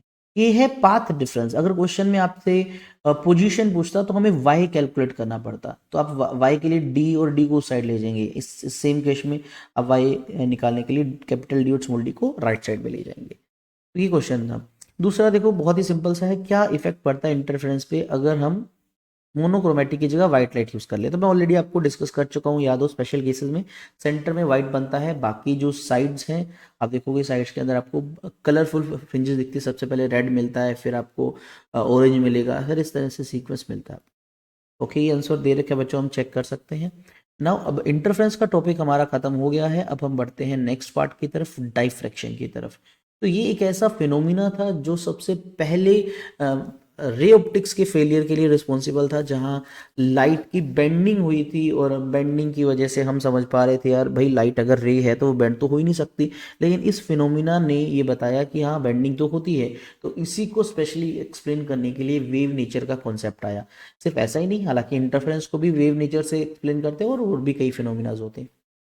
तो सबसे पहले समझते हैं भाई डाइफ्रैक्शन ऑफ डिफ्रैक्शन भी बोल देते हैं इसको, डिफ्रैक्शन ऑफ लाइट होता क्या है, ठीक है। तो थोड़ा सा समझते हैं इस चीज को। तो मान लो ये एक लाइट का सोर्स है जो कि एक parallel beam of light provide कर रहा है, ठीक है। हमारे पास एक प्लेन वेव फ्रंट बोल दो या पैरेलल बीम ऑफ लाइट। ये यहाँ पर कोई स्क्रीन लगा रखी है, एक वॉल भी कंसीडर तुम इसको कर सकते हो, और यहाँ पर ये एक ऑब्जेक्ट रखा है, ठीक है। ऑब्स्टेकल बोल सकते हैं क्योंकि ये इस बीम के रास्ते में आ गया। अब सुनना जरा ध्यान से कि पैरेलल बीम ऑफ लाइट अगर मैं यहाँ बनाता हूँ इस पर्टिकुलर डायग्राम में, तो ये मान लीजिए इस तरह से बीम आ रही है। कलर चेंज कर लो इसका। तो लेटर से बच्चों ये यहाँ पर लाइट की बीम आई, ये यहाँ पर लाइट की एक बीम आई बच्चों। ऐसे बहुत सारी ऐसे पैरेलल रेज आ रही हैं सोर्स से। अब मेरा एक सिंपल सा क्वेश्चन है बच्चों, क्या क्या आप अगर डायग्राम को देखो तो उसके अकॉर्डिंग ये कुछ रेज ऐसी हैं जो इस ऑब्स्टेकल की वजह से पीछे नहीं जा पाएंगी, और कुछ ऐसी रेज हैं जो चली जाएंगी, जैसे ये रे यहाँ तक चली जाना चाहिए इसको, इस रे को यहाँ तक जाना चाहिए। और अगर अगर हम सोचें कि लाइट की रे सीधी जाती है, तो इस फिनोमिना के बेस पे जो यहाँ से लेके यहाँ तक इतने रीजन में क्या होना चाहिए, ज्योमेट्रिकल शेडो होनी चाहिए। ये क्या होना चाहिए, ज्योमेट्रिकल शेडो रीजन होना चाहिए, है ना। यहाँ पर तो शेडो बननी चाहिए, क्यों, क्योंकि ऑब्स्टेकल के जस्ट पीछे है इतनी जगह ये, और यहाँ तक लाइट डायरेक्ट नहीं आएगी। हाँ, इससे ऊपर यहाँ लाइट मिलेगी, यहाँ मिलेगी, इसके नीचे यहाँ मिलेगी। बट जब रियलिटी में चेक किया गया, हमें क्या पता लगा कि कुछ लाइट की रेज इधर भी पहुंच जाती हैं। आप देखो जरा, येलो कलर का लाइट इधर भी पहुंचते हुए दिख रहे हैं। तो हो क्या रहा है, लाइट की रेज जो सीधा जाना चाहिए थी वो इस ऑब्स्टेकल के कॉर्नर से बेंड हो गई, और कहाँ एंटर कर गई, शेडो रीजन में एंटर कर गई। और आप देखोगे उस ऑब्स्टेकल की शेडो आपको थोड़ी कम ही दिखाई देती है, जितना है उतनी नहीं दिखाई देती, है ना। अच्छा, दूसरा कंडीशन क्या है, हमने इस बार क्या किया, एक कार्डबोर्ड में होल कर दिया इतना बड़ा, तो अपर्चर बोल देते हैं जनरली। अब क्या किया, फिर से वही एक पैरेलल बीम ऑफ लाइट यहाँ से मान लीजिए आई, और यहाँ होल नहीं है वो सीधी पहुंच जाएगी, यहाँ पर होल नहीं है वो सीधी पहुंच जाएगी। सेम एज इट इज बच्चों, ये बीच वाली रेज जो है वो पहुंच जाएंगी यहाँ पर लाइट की। अब मेरा एक क्वेश्चन है बच्चों कि यहाँ पर अगर रेज पहुंच रही है, तो इसके बाद वाला ये जो रीजन है या फिर इसके बाद वाला यहाँ वाला रीजन है बच्चों, ये दोनों ही ये हमारे क्या हुए, अगेन ये हमारे ज्योमेट्रिकल शेडो रीजन है, क्योंकि यहाँ पर डायरेक्ट लाइट नहीं जा रही। तो यहाँ पर क्या होना चाहिए, यहाँ पर तो शेडो बनना चाहिए। लेकिन रियलिटी में हम क्या देखते हैं कि जो रेज हैं वो सीधी ना बन के इस अपर्चर के कॉर्नर से बेंड होके इस शेडो वाले रीजन में चली गई। यहाँ से भी आप बेंडिंग देख के कहाँ जा रही है, शेडो रीजन में। तो दोनों ही फिनोमिना में कॉमन क्या मिला कि लाइट की रे अपर्चर हो या ये जो हमारा ऑब्स्टेकल है इनके कॉर्नर से बेंड हुई, और बेंड होकर कहाँ जा रही हैं, जिस तरफ शेडो बन रही है उस शेडो वाले रीजन में जा रही है, यानी शेडो रीजन को वो कम कर रही है, यानी वो स्टेट नहीं जा रही, उनका तो बेंडिंग हुआ। And this phenomena is known as diffraction of light. तो मैं बोल सकता हूँ डायफ्रैक्शन ऑफ लाइट क्या है, spreading of light and entering into the region of geometrical shadow. Light का बेंड होना, कहाँ से बेंड हुई देखो, मैं दिखा देता हूँ, bending of rays from sharp edges, किसके अपोइक ऑब्जेक्ट है हमारा, ऑब्स्टेकल है या अपर्चर है, और उसके बाद वो स्प्रेड हो गया और किस में चला गया, ज्योमेट्रिकल शेडो रीजन में। यही होता है डायफ्रैक्शन ऑफ लाइट। यानी इससे ये पता लगा कि वो सीधी नहीं जा रही, बेंडिंग हो रही है इसमें, है ना। अब इसको डिस्कवर किया था ग्रीमेल्डी ने। सो हमें साइंटिस्ट से कोई लेना देना नहीं है, हमें इसका कॉन्सेप्ट समझना है कि सर ऐसा क्यों हुआ, यहाँ पर लाइट क्यों पहुंच गई, यहाँ लाइट क्यों दिख रही है। तो शायद हम अभी पढ़ेंगे कि बच्चों ये जो ऑब्स्टेकल है, ये जो अपर्चर है, इसका साइज एक तो मैटर करता है और दूसरा लाइट की वेवलेंथ मैटर करती है। जब वो कंपेरेबल होते हैं तभी ऐसा होता है। और उससे होगा क्या, ये जो आप जहाँ पर आप देख रहे हो लाइट पहुंच रही है, शायद यहाँ पर क्या है, जो वेव फ्रंट्स जो जा रहे हैं वहां पर, शायद वो वहां पहुंचकर अपना एक पैटर्न बना रहे हैं और आपको आपको ब्राइट फ्रिंजेस मिल रही हैं, आपको वो ब्राइट दिख रहा है, इसलिए शेडो रीजन कम हो गया। तो ये थोड़ा सा और समझते हैं इसको, कंडीशंस वगैरह। ये मैं आपको डायग्राम अभी अभी बताया कि जो रेज है बच्चों वो ऐसे नीचे दिखा रखा है, मतलब ज्योमेट्रिकल शेडो रीजन में यहाँ पहुंच जाएंगी। ये वाला भी आपको मैं बता चुका हूँ, दोनों पता है। ठीक है, थियोटिकली ये फ्रेजनल नाम का एक फिजिक्स था, उसने एक्सप्लेन किए। और ध्यान रखना डायफ्रैक्शन सभी वेव में पॉसिबल है, चाहे वो मैकेनिकल है जिसमें साउंड भी आता है बच्चों, साउंड भी डायफ्रैक्शन करता है। एक आगे पेज पे मैंने स्पेशली मेंशन भी कर रखा है साउंड और लाइट का जो डायफ्रैक्शन है उसमें डिफरेंस का, काफ़ी इंपॉर्टेंट क्वेश्चन है वो। इवन इलेक्ट्रोमैग्नेटिक वेव है वो भी डायफ्रैक्शन करती हैं, साथ आपको पता होगा, मैंने एक ट्रिक बताई थी याद करने की। वो वीडियो नहीं देखी तो आप ईएम वेव का वीडियो जाके चेक कर लीजिए, डिस्क्रिप्शन में दे रखा है। क्लियर। तो सभी वेव्स चाहे मैकेनिकल है इलेक्ट्रोमैग्नेटिक है, सभी डायफ्रैक्शन का फिनोमिना यानी ये बेंडिंग वाला फिनोमिना करती है। लेकिन इसके लिए कंडीशंस है, ये बहुत इंपॉर्टेंट है कि डायफ्रैक्शन हमें इजीली क्यों नहीं दिखता।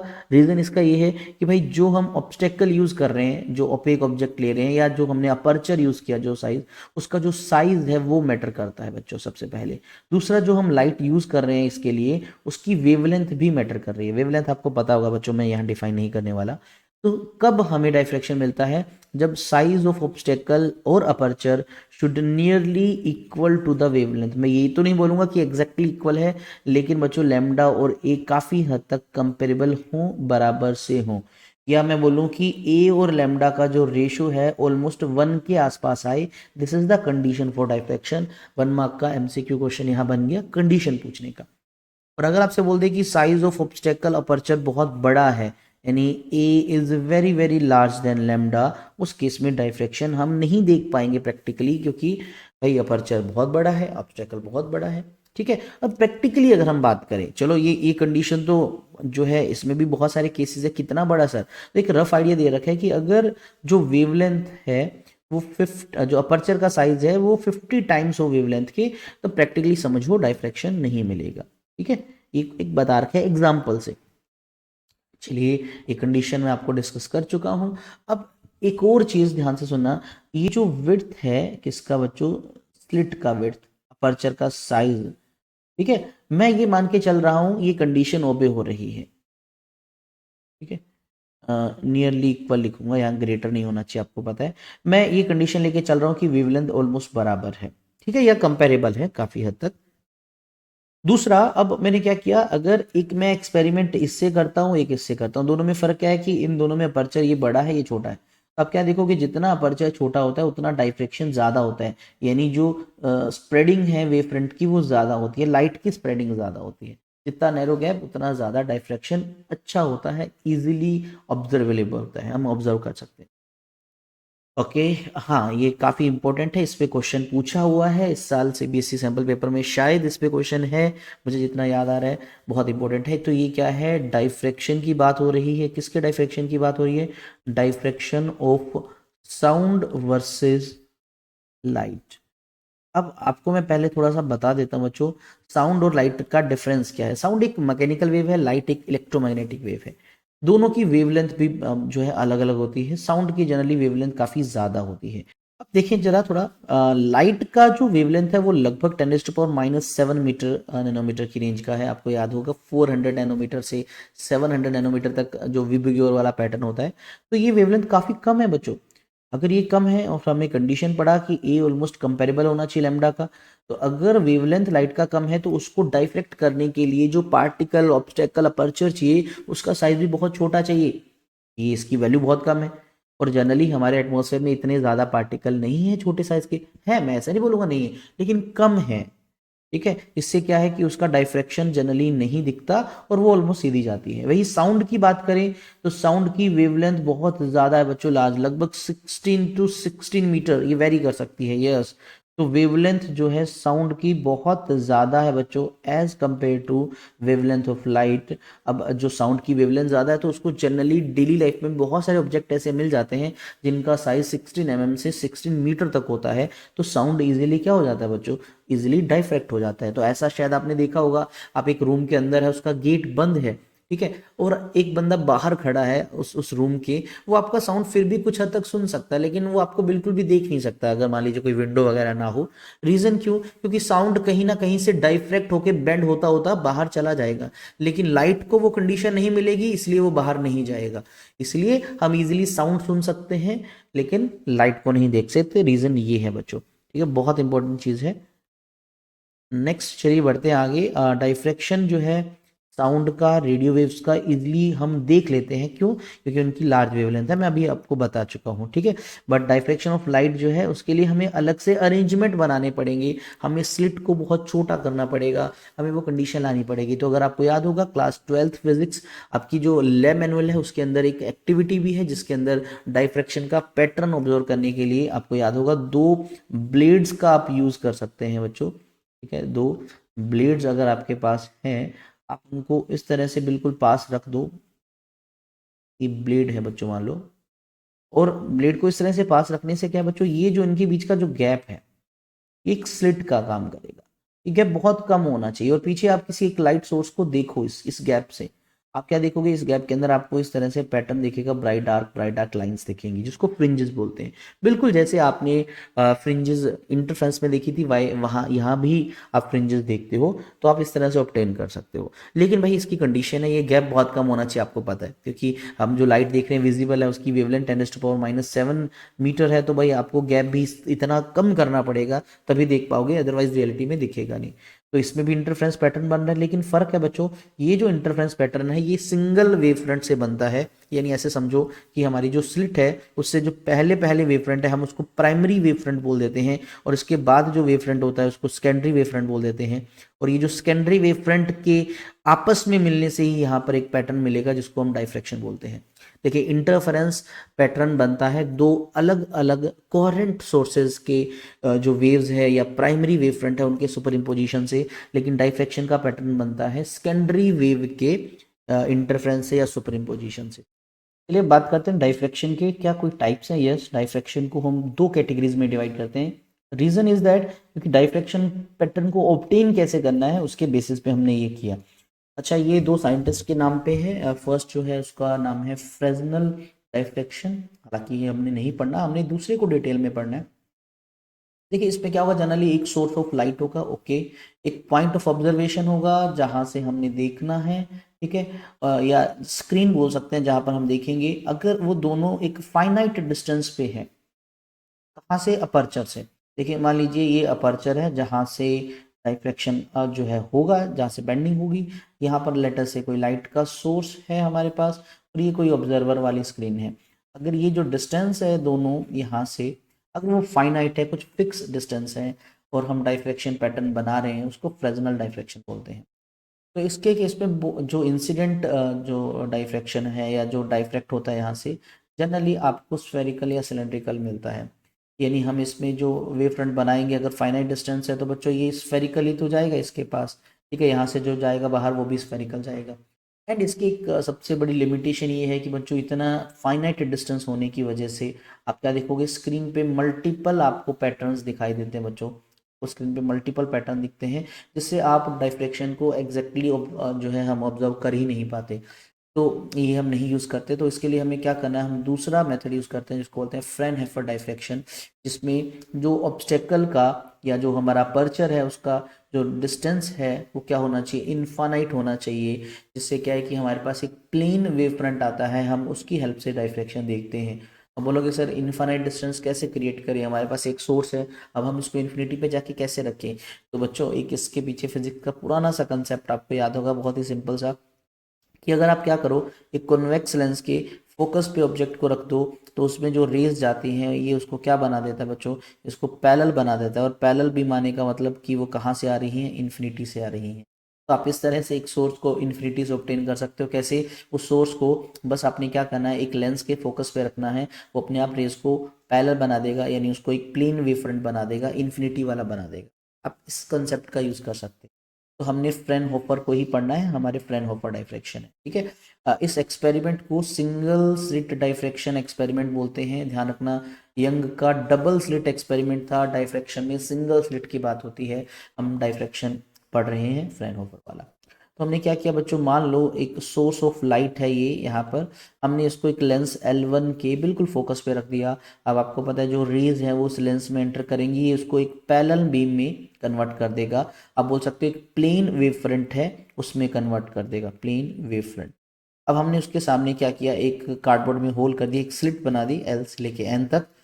अब यहाँ पर अब ध्यान से सुनने वाली बात है बच्चों, रेज को वापस कन्वर्ट करना है तो हम एक और लेंस यूज करेंगे। आप देख सकते हो L1 जो लिखा है इसको L2 में कर देता हूँ। अब अगर रेज कहीं बेंड नहीं होती, मैं एक बार मान के चलता हूँ, तो वो सारी की सारी रेज वापस कहाँ मिल जाएंगी, इस छोटे से पॉइंट पे मिल जाएंगी। अब आप बताओ, जब ये सारी रेज यहाँ पर इस पॉइंट पे मिली, तो जो वेव L से ट्रेवल होके यहाँ तक पहुंची, एक M से ट्रेवल होके यहाँ पहुंची, एक N से, ये सबका जो पाथ डिफरेंस है वो जीरो है। अब आप बोलेंगे सर बीच वाला जो डिस्टेंस है वो तो कम है, ऊपर वाला ज़्यादा है, लेकिन ये लेंस के अंदर से कम ट्रेवल किया, बीच वाला लेंस के अंदर से ज़्यादा ट्रेवल किया। तो ओवरऑल पाथ डिफरेंस जो है तीनों का सेम होगा। तो आप क्या देखोगे, इस सेंटर में यहाँ पर आपको एकदम ब्राइट मिलेगा, इसलिए इसको सेंट्रल ब्राइट। और इस डाइफ्रैक्शन में ब्राइट वर्ड की बजाय हम मैक्सिमा वर्ड यूज़ करेंगे, तो आप बोल सकते हो कि सेंटर में आपको मिलता है क्या, सेंट्रल मैक्सिमा। तो मैक्सिमा मिनिमा वर्ड यूज होंगे, ठीक है, ये याद रखना। अच्छा, ये तो हो गया नॉर्मल। अब मैंने कोई भी एक रैंडम पॉइंट बना लिया स्क्रीन पे P, जो कि सेंटर लाइन से x डिस्टेंस पे है, y भी सिंबल हम यूज कर सकते हैं इस डिस्टेंस को। अब आप लॉजिकली सोचो बच्चों, कि अगर एक रे ऑफ लाइट यहाँ अपर्चर से बेंड होती है, हम डाइफ्रैक्शन को तो पढ़ रहे हैं, डाइफ्रैक्शन में तो बेंडिंग होती है। मान लीजिए डाइफ्रैक्शन में एक रे जो है वो बेंड हो गई थोड़ा ऊपर की तरफ, और हमने ऐसे दो तीन रेज बना ली बच्चों, एक हमने ये मान लिया और एक हमने ये मान लिया, ये बेंड होके यहाँ पहुंच गई P पे। अब सोचो, जो वेव एक L से डायरेक्ट यहाँ P पे पहुंचे और एक N से यहाँ पर पहुंचे, क्या उनका पाथ डिफरेंस सेम होगा? ऑब्वियस है, नहीं होगा। तो मैंने यहाँ से एक परपेंडिकुलर ड्रॉ किया, ये जो NM है, जो NM है, इसको मैं डेल्टा x या मैं पाथ डिफरेंस बोलता हूँ। ये पाथ डिफरेंस ही डिसाइड करेगा कि P पॉइंट पे मैक्सिमा मिलेगा या मिनिमा मिलेगा, हमें वो चेक करना है, ठीक है। ये आप इसका डेरिवेशन नहीं है, ध्यान से सुनना बच्चों इस चीज़ का, हम सिर्फ कंसीडर कर करके देखेंगे कि हम पहले लेट करेंगे P पे क्या होगा, इस तरह से। तो अभी ध्यान से सुनना इस कंडीशंस को। मैंने माना बच्चों, मान लो हमारा जो ये स्क्रीन है, ठीक है, तो उस पर हमारा ये P पॉइंट है और ये सेंटर वाला पॉइंट, सेंट्रल मैक्सिमा या सेंट्रल ब्राइट जिसको हम पहले बोलते थे, ये वाला पॉइंट है। और यहाँ पर आपको याद होगा इस तरह से हमने स्लिट्स लगा रखी, क्लियर। एक वेव यहाँ से पहुँची और एक मान लीजिए यहाँ से, और ये हम इसको L लिख रहे थे, इसको N लिख रहे थे, कोई भी नाम अदर भी दे सकते हो। और ये जो स्लिट की विड्थ है इसको हम D लिख देते हैं, इस डिस्टेंस को, ओके। और यहाँ से एक परपेंडिकुलर ड्रॉ किया, ये जो है ना बच्चों, यही है हमारा पाथ डिफरेंस। और लेटस से ये जो एंगल है ये है थीटा, थीटा एंगल से जो वेव फ्रंट है वो बेंड हो गया, ओके। अब ये पाथ डिफरेंस डिसाइड करेगा यहाँ पर क्या बनेगा। तो मैंने लेट किया भी, चलो मैं इस पाथ डिफरेंस को एक बार लेमडा लेके चलता हूँ भी। मान लीजिए ये पाथ डिफरेंस लेमडा है, जो कि पहले इंटरफ्रेंस में कंस्ट्रक्टिव का होता था ना, लेकिन यहाँ पर कुछ अलग है। अगर ये लेमडा है तो शायद मैं अज्यूम कर सकता हूँ, मुझे इस डायग्राम की जरूरत पड़ेगी इसलिए मैं कॉपी कर लेता हूँ पहले इसको, ओके। लॉजिकली सोचो, अगर बच्चों मैं इसको डेल्टा एक्स को लेमडा मानता हूँ, तो यानी यहाँ और यहाँ दो पार्टिकल कंसीडर कर लो, लेटर से ये 1 नंबर है, ये 2 नंबर है, क्या इन दोनों का पाथ डिफरेंस लेमडा है, ओके। अगर मैं क्या करता हूँ, यहाँ पर इस पार्ट को हाफ में डिवाइड कर दे, तो हाफ पोर्शन ये हो गया, इतना जहाँ से लाइट आ रही है हाफ ये हो गया। अब अगर आपसे बोलूँ रेंडमली कोई दो पॉइंट लो, एक पॉइंट ये ऊपर है एक ये नीचे है, इनका पाथ डिफरेंस, अब बोलोगे सर लेमडा बाई 2, क्योंकि पूरा अगर लैम्डा है तो आधा हुआ। अच्छा, अगर ये पॉइंट लेता हूँ एक और ये लेता हूँ, इनका पाथ डिफरेंस इन दोनों का λ/2, यहाँ पर एक पॉइंट लेता हूँ, यहाँ पर एक पॉइंट लेता हूँ, इनका कितना हुआ λ/2। यानी इस अपर हाफ में इसको मैं h1 हाफ 1 और इसको मैं h2 हाफ 2 अगर बोलूँ तो बच्चा इस अपर हाफ में कोई ना कोई एक ऐसी वेव है जो लोअर हाफ के साथ λ/2 पाथ डिफरेंस बनाए हैं। और λ/2 पाथ डिफरेंस का मतलब पता है क्या होता है बच्चों, अगर एक वेव ये है, दूसरी वेव उससे हाफ डिस्टेंस बाद चल रही है कुछ इस तरह। अगर ऐसा है तो आप देखो कंपेयर करो, इसका अगर क्रस्ट वाला पार्ट आ रहा है तो इसका बच्चों ट्रफ वाला पार्ट आ रहा है, इसका फिर ट्रफ वाला पार्ट आ रहा है तो इसका क्रस्ट वाला पार्ट आ रहा है। अगर ऐसा है तो भाई सर ये तो डिस्ट्रक्टिव है, ये तो क्या कर देंगे, एक दूसरे को कैंसिल आउट कर देंगे अगर इक्वल एम्पलीट्यूड है। अगर इक्वल ना भी हो तो जो एम्पलीट्यूड है इफेक्टिव इनका डिफरेंस हो जाएगा, डिक्रीज हो जाएगा। तो अगर मैं डेल्टा एक्स को लैम्डा मानता हूं तो क्या मिलता है कि अपर हाफ लोअर हाफ को कैंसिल कर रहा है। तो सर ये मुझे कंडीशन किसकी मिली बच्चों, ये मुझे मिनिमा की कंडीशन मिल गई। किसकी बच्चों, मिनिमा की कंडीशन। फिर मैंने कहा चलो एक और काम करता हूँ, मैं लेटर से डेल्टा एक्स को 2 लैम्डा कंसीडर करके देखता हूँ। तो यानी ये जो पॉइंट है और ये जो पॉइंट है इनका टोटल पाथ डिफरेंस 2 लैम्डा है। तो क्या मैं इसको 4 मल्टीप्लाई बाय λ/2 लिख दूँ? सर बिल्कुल लिख सकते हैं। तो क्या किया मैंने, λ/2 के 4 इक्वल पार्ट किए, तो इस बार मैं इसके 4 इक्वल पार्ट करता हूँ। आपने बिल्कुल थ्योरेटिकल ऐसे ही लिखना है जैसे मैं आपको बता रहा हूँ। तो मैंने इसके 4 इक्वल पार्ट्स अगर मैं करता हूँ इस तरह से, तो ये मान लीजिए हाफ 1 है, 2 है, 3 है, 4 है। तो क्या ये जो अपर हाफ है बच्चों, ये वाला, इसका कोई ना कोई पॉइंट इसके साथ λ/2, ये पॉइंट इसके साथ λ/2, ये पॉइंट इसके साथ λ/2।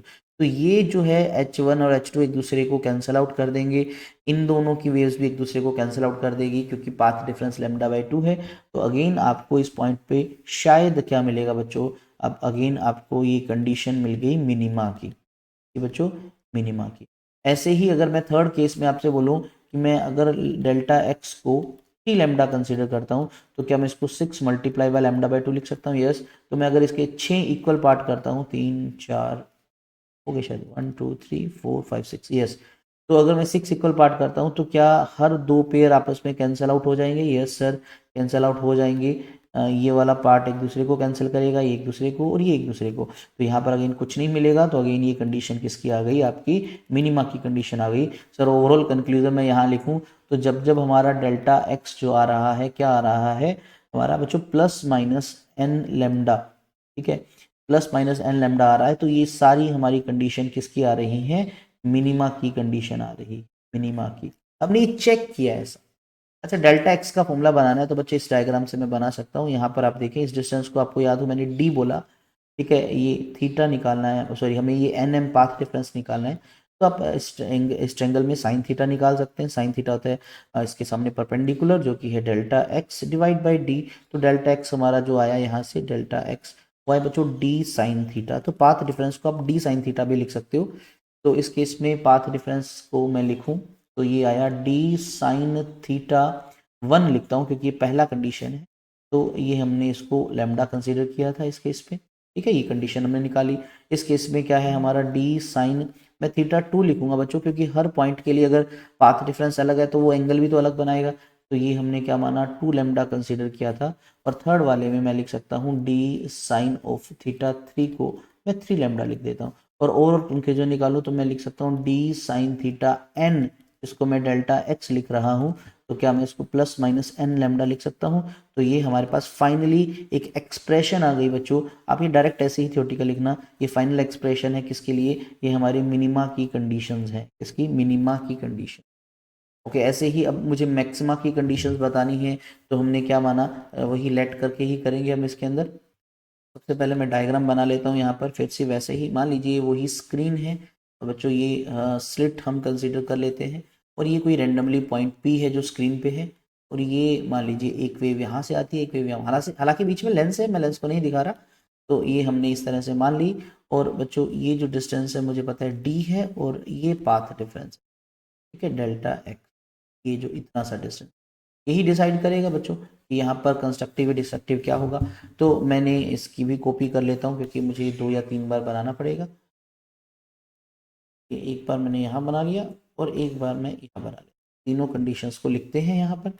तो अगर मैं मानता हूँ लेट जो डेल्टा एक्स जिसको मैं डी साइन थीटा लिखता हूँ। अच्छा अब सोचो कंस्ट्रक्टिव्स के लिए एंगल अलग होंगे क्योंकि बच्चों सेंटर से हर पॉइंट एक अलग एंगल बना रहे हैं, तो इसलिए मैं इसको थीटा डैश लिख देता हूँ। तो मैंने लेट किया, लेटस से बच्चों ये 3 λ/2 कितना 3 λ/2। तो अगर 3 λ/2 है तो λ/2 जैसे 3 इक्वल पार्ट डिवाइड करूं, तो मैं यहाँ पर अगर बोलूं कि बच्चों मैंने इसके 3 इक्वल पार्ट कर दिए, सोचो जरा कि इसका कोई एक पॉइंट इसके साथ λ/2 बना रहा है, इसका इसके साथ λ/2 बना रहा है, ये इसके साथ λ/2 बना रहा है, तो सर ये दोनों एक दूसरे को कैंसिल आउट कर देंगे, वेव फ्रंट डिस्ट्रक्टिव बना देंगे। लेकिन सर लेकिन सबसे मेन बात कि ये वाला जो वेव फ्रंट है इसको कोई कैंसिल नहीं करेगा, ये सारी वेव्स यहाँ पर पहुंचेंगी और सारी वेव यहाँ पर पहुंचेंगी, तो आपको क्या मिलेगा इस केस में, मैक्सिमा मिलेगा, यानी मैक्सिमा की कंडीशन मिल गई। लेकिन एक चीज दिक्कत है सर, इंटेंसिटी अगर टोटल आई है तो उसका सिर्फ थर्ड पार्ट यहाँ पहुंच रहा है, कोई बात नहीं पहुंच तो रहा है ना। फिर हमने एक और काम किया, लेट ये जो डेल्टा एक्स है इसको थीटा मैं 1 लिख देता हूँ बच्चों, ठीक है। इसको मैंने लिखा डी साइन थीटा 2 डैश, और इसको मैंने क्या मान लिया 5 λ/2 मान लिया। तो 5 λ/2 अगर कंसीडर किया तो मैं इसके बोलता हूँ 5 इक्वल पार्ट करता हूँ बच्चों। तो अगर मैं इसके 5 इक्वल पार्ट करता हूँ तो आप लॉजिकली सोचो कि पेयर कितने बन गए, 2.5। 2.5 में से क्या होगा, ये पेयर कैंसिल हो जाएगा एक दूसरे के साथ, ये कैंसिल हो जाएगा, लेकिन एक ऐसा बचेगा जो कि वहां पर पहुंच जाएगा और रेज वहां पर मिल जाएंगे आपको। तो again this is the condition of maxima. ऐसे ही अगर मैं आपसे बोल दूं कि 7 λ/2 वाला है तो 7 इक्वल पार्ट्स करेंगे तो 7th पहुंच जाएगा, लेकिन फिर से वही इंटेंसिटी 5th पार्ट है, इसकी इंटेंसिटी 7th पार्ट है, इंटेंसिटी कीप्स ऑन डिक्रीजिंग। तो कुल मिला के मैं कंडीशंस लिखूं कि अगर जो है d sine theta n dash जो है बच्चों, जिसको हम डेल्टा एक्स लिखते हैं, अगर वो हमारा एक ओड मल्टीपल हो किसके, λ/2 के। अच्छा -1 लगाऊंगा तो इसका मतलब मुझे 1 से पुट करना पड़ेगा, है ना। तो λ/2 नहीं, वेव कम से कम बच्चों क्या होनी चाहिए, 3 टाइम्स λ/2 होना चाहिए, हाफ वेव नहीं कंसिडर कर रहे। तो ये मैं प्लस का साइन लगाता हूँ, ठीक है। और यहाँ पर मैं लिख दूंगा कि n की वैल्यू मैं 1 से स्टार्ट कर रहा हूँ, 2 3 4 अप टू चलता जाएगा। तो this is finally the expression of किसकी बच्चों, मैक्सिमा। कंडीशन है ये किसकी, मैक्सिमा की। मिनिमा की लास्ट पेज पे मैंने आपको बताई, ये रही। और यहाँ पर n की वैल्यूज जो है ये आपकी कहाँ से स्टार्ट करनी है बच्चों, ये 0 से स्टार्ट करनी है, क्योंकि ये भी 1 से स्टार्ट करनी है, सॉरी ये हमने 1 से स्टार्ट की, 1 2 3 अप टू चलता जाएगा, क्योंकि 0 वाला जो है वो अलग केस है, वो सेंट्रल ब्राइट है बच्चों, मिनिमा नहीं बनता, सेंटर में ब्राइट बनता है। तो ये भी 1 से स्टार्ट किया और हमने वो भी 1 से स्टार्ट की, क्लियर। अच्छा अब थोड़ा सा कंपेयर करें इंटरफेरेंस और इसकी कंडीशन बिल्कुल अपोजिट है, लेकिन आप इंटरफेरेंस में यहाँ माइनस वाला टर्म यूज करते थे, वो आप ध्यान रखना, थोड़ा सा आप इन चीज़ों को याद करना। तो ये आई थिंक सो क्लियर होगा जो तुमने बताया मैंने, ठीक है। ये भी इंटेंसिटी का पैटर्न अभी ये आपको यहाँ पर एक ग्राफ का दिख रहा है, मैं अभी समझाता हूँ। एक चीज़ और आपको बताता हूँ कि जो सेंट्रल में ब्राइट बनता है ये हमारा, इसकी विड्थ बाकियों से डबल होती है, अभी थोड़ी देर में शो भी करूँगा आपको। पहले तो समझते हैं इन चीज़ों को। देखो कंडीशन ऑफ मिनिमम इंटेंसिटी, जिसको मिनिमा बोल रहे हैं, मिनिमा, ठीक है, वो मैंने आपको बता दिया। इतना होना, यहाँ पर आप एन लगा दीजिए, ज़्यादा बेटर है, ठीक है, आपको ये एंगल पता है। इसी तरह से कंडीशन फॉर मैक्सिमम इंटेंसिटी, जिसको हम बोलते हैं बच्चों मैक्सिमा, वो कंडीशन भी मैंने आपको बता दी, ठीक है, इस तरह से। ओके, और ये चीज़ देखो, intensity decrease as we go successive maxima away, बिल्कुल सर, इंटेंसिटी डिक्रीज होती जाती है। और एक और फैक्ट कि बच्चों सेंट्रल मैक्सिमा की विड्थ ट्वाइस होती है किसके, सेकेंडरी मैक्सिमा। अब ये सेकेंडरी मैक्सिमा और सेंट्रल मैक्सिमा क्या वर्ड है मैं आपको बताता हूँ। देखो स्क्रीन पे जो सेंटर में बनता है हमने उसका नाम रखा सेंट्रल मैक्सिमा। उसके बाद जो भी मैक्सिमा बन रहे हैं, जो भी मैक्सिमा बन रहे हैं, हम उनको बोलते हैं सेकेंडरी मैक्सिमा, क्योंकि पहला ये बन चुका है, स्पेशल है, इसलिए बाकी जो है उसको बोलते हैं सेकेंडरी मैक्सिमा। ये वर्ड याद रखना, यानी ये जो कंडीशंस हैं ये सारी ये सेकेंडरी मैक्सिमा की हैं, किसके बच्चों, सेकेंडरी मैक्सिमा की कंडीशन। चलिए ये हो चुका है। अब हम सेंट्रल मैक्सिमा की विड्थ की बात करते हैं, लेकिन इसको मैं थोड़ा सा आपको पहले लॉजिकली समझाता हूँ। बच्चों अगर ये स्क्रीन है और यहाँ पर आपको सेंट्रल मैक्सिमा मिल रहा है, उसके बाद क्या होगा, उसके बाद ऑब्वियस है आपको एक मिनिमा मिलेगा, इधर भी आपको एक मिनिमा मिलेगा, है ना। तो ये हमारा कौन सा है, ये फर्स्ट मिनिमा है, मिनिमा फर्स्ट। और ये भी हमारा मिनिमा फर्स्ट है, तो उसके बीच में क्या है हमारा सेंटर ब्राइट। अगर मुझे सेंट्रल ब्राइट निकालना है, इसकी विड्थ निकालनी है, तो मैं ये देखूं भाई हमारा अगर ये स्क्रीन है, ये सेंटर लाइन है, ये पॉइंट है, अगर मुझे ये पता लग जाए कि बार हमारा पहला मिनिमम कहाँ पर है, ये कहाँ पर है, तो ये डिस्टेंस मैं अगर कैलकुलेट कर लेता हूँ तो ये इतना ही तो नीचे होगा, तो उसका फिर मैं डबल कर दूंगा तो मेरे पास विड्थ आ जाएगी किसकी, सेंट्रल मैक्सिमा की। हालांकि इसका डेरिवेशन भी हमारे एग्जाम में नहीं है, किसका बच्चों, विड्थ ऑफ सेंट्रल मैक्सिमा का, फिर भी हमने ये कर रखा है। लेटर से ये जो पॉइंट है ये हमारा फर्स्ट मिनिमा का पॉइंट है, अप साइड में ये हमारा फर्स्ट मिनिमा है दूसरी साइड में। तो आपसे बोले कि फ्रिंज विड्थ है क्या, यहाँ पर सेंट्रल मैक्सिमा की विड्थ बोलते हैं उसको, तो सेंट्रल मैक्सिमा की विड्थ है क्या, जो सेंट्रल मैक्सिमा की विड्थ है कि दो जो अपर और लोअर साइड में जो दोनों फर्स्ट मिनिमाज हैं उनके बीच का जो डिस्टेंस है उसको ही हम क्या बोलते हैं बच्चों, सेंट्रल की विड्थ बोलते हैं। हमें ये ऑलरेडी पता है थीटा वगैरह की कंडीशन कि हम इसको लैम्डा बाय ए लिखते आ रहे हैं। अच्छा लैम्डा क्यों लिखा है यहाँ पर, आपको याद हो मिनिमा की कंडीशन क्या होती है, मिनिमा की कंडीशन होती है डी साइन थीटा। अच्छा इसने डी की जगह ए यूज किया तो मैं इसको डी बना देता हूँ यहाँ पर, ठीक है। तो d sine theta n is equals to n lambda है, फर्स्ट बोल रहे हैं तो भाई एन को 1 पुट कर दो, तो डी साइन थीटा ही लिख देता है उसको सिंपली, लैम्डा के इक्वल है, तो साइन थीटा हमारा यहाँ से लैम्डा बाय डी आया। क्लियर, तो यहाँ से मैं थीटा जो है उसको लैम्डा बाय डी लिख लेता हूँ, इक्वेशन नंबर 1। और हम इस ट्रायंगल से भी टेंजेंट थीटा से हम थीटा को लिख सकते हैं, टेंजेंट थीटा लिखो वो वाई बाई डी आएगा, वाई बाई डी आएगा। हम यहाँ दोनों को कंपेयर कर लो इक्वेशन 1 और 2 को, तो हमारे पास क्या आएगा, y by d is equals to lambda by d, जो वाई आया वो क्या आया, लैम्डा डी बाई डी। तो ये हमारे पास एक साइड का डिस्टेंस आ गया, मुझे विड्थ बतानी है सेंट्रल मैक्सिमा की, वो तो दोनों तरफ है, वाई ऊपर है वाई नीचे है, तो डबल ऑफ वाई है तो इसको मल्टीप्लाई कर दो, ये आ गया सेंट्रल विड्थ का फॉर्मूला। ठीक है, ये बस नीचे यहाँ ए की जगह मैं डी सिंबल यूज कर रहा हूँ। थोड़ा सा अगर आप इंटरफेरेंस के साथ कंपेयर करो तो बच्चों आपको याद आएगा इंटरफेरेंस में सभी फ्रिंजेस इक्वल विड्थ की होती थी, उसका फॉर्मूला होता था लैम्डा डी बाई डी, और यहाँ पर क्या है, यहाँ पर है 2 लैम्डा डी बाई डी, बस यहाँ डीज में भी फर्क है। वहां पर दो सोर्स होते थे, S1 आपको याद होगा और S2, उन दोनों के बीच का डिस्टेंस हम डी लेते थे, और यहाँ पर एक जो सिंगल स्लिट है उसका जो डिस्टेंस है डी लिख रहे हैं। आप डी की जगह ए सिंबल भी यूज कर सकते हो बच्चों, मैं आपको बता दूं, कंफ्यूज मत होना। क्लियर, और इसमें उसमें फ्रिंजेस सभी इक्वल होती थी, लेकिन यहाँ पर सेंटर वाले की विड्थ डबल है बाकियों से, ये हो गया। अच्छा एक चीज और देखो, सेंटर वाली यहाँ से कुछ एंगल भी तो बना रही है, ये angle total, this angle is known as angular width, क्या बोलते हैं इसको, एंगुलर विड्थ। कैसे निकालना है, अगर ये थीटा है तो इसका डबल कर दो, ट्वाइस ऑफ थीटा, और थीटा की वैल्यू ये लैम्डा बाय डी होती है हमें पता है, तो twice of lambda by D, ये इसका फॉर्मूला आ गया। और अगर आप दोनों को कंपेयर करो, लीनियर विड्थ को और किसको, एंगुलर विड्थ को, तो आपको एक छोटा सा फर्क पता लगेगा कि अगर आप जब भी एंगुलर विड्थ निकालना चाहते हो, क्या करो, आप उसको सिंपली डी से मल्टीप्लाई कर दो, डी है इन स्लिट्स का स्क्रीन से डिस्टेंस, तो आपके पास लीनियर विड्थ आ जाती है। ये उसमें भी एप्लीकेबल था ये वाला फॉर्मूला, ठीक है, आप ऐसे इनको कैलकुलेट कर सकते हैं। ये तो हुआ सेंटर वाले का। क्या हम किसी भी रैंडम कोई भी अलग फ्रिंज की विड्थ बता सकते हैं, यस बच्चों बता सकते हैं। अब जैसे मैं थोड़ा सा एक आइडिया दे देता हूँ आपको, मान लीजिए एक हमारी स्क्रीन है और ये हमारा सेंट्रल मैक्सिमा है, उसके बाद मान लीजिए ये हमारा फर्स्ट मिनिमा है, उसके बाद क्या होगा, फर्स्ट सेकेंडरी मैक्सिमा होगा, सेकेंडरी क्यों वर्ड यूज किया तुम्हें पता है, और उसके बाद हमारा सेकंड मिनिमा होगा, एंड सोन चलता जाएगा। अब आपसे बोलो कि भाई ये हमारा स्लिट है यहाँ से यहाँ तक, और ये हमारी सेंट्रल लाइन है, ये यानी स्लिट यहाँ तक है, सेंट्रल लाइन। ओके, अब आपसे पूछूं बच्चों, यहाँ से ये हमारा फर्स्ट मिनिमा है और यहाँ से ये हमारा सेकंड मिनिमा है।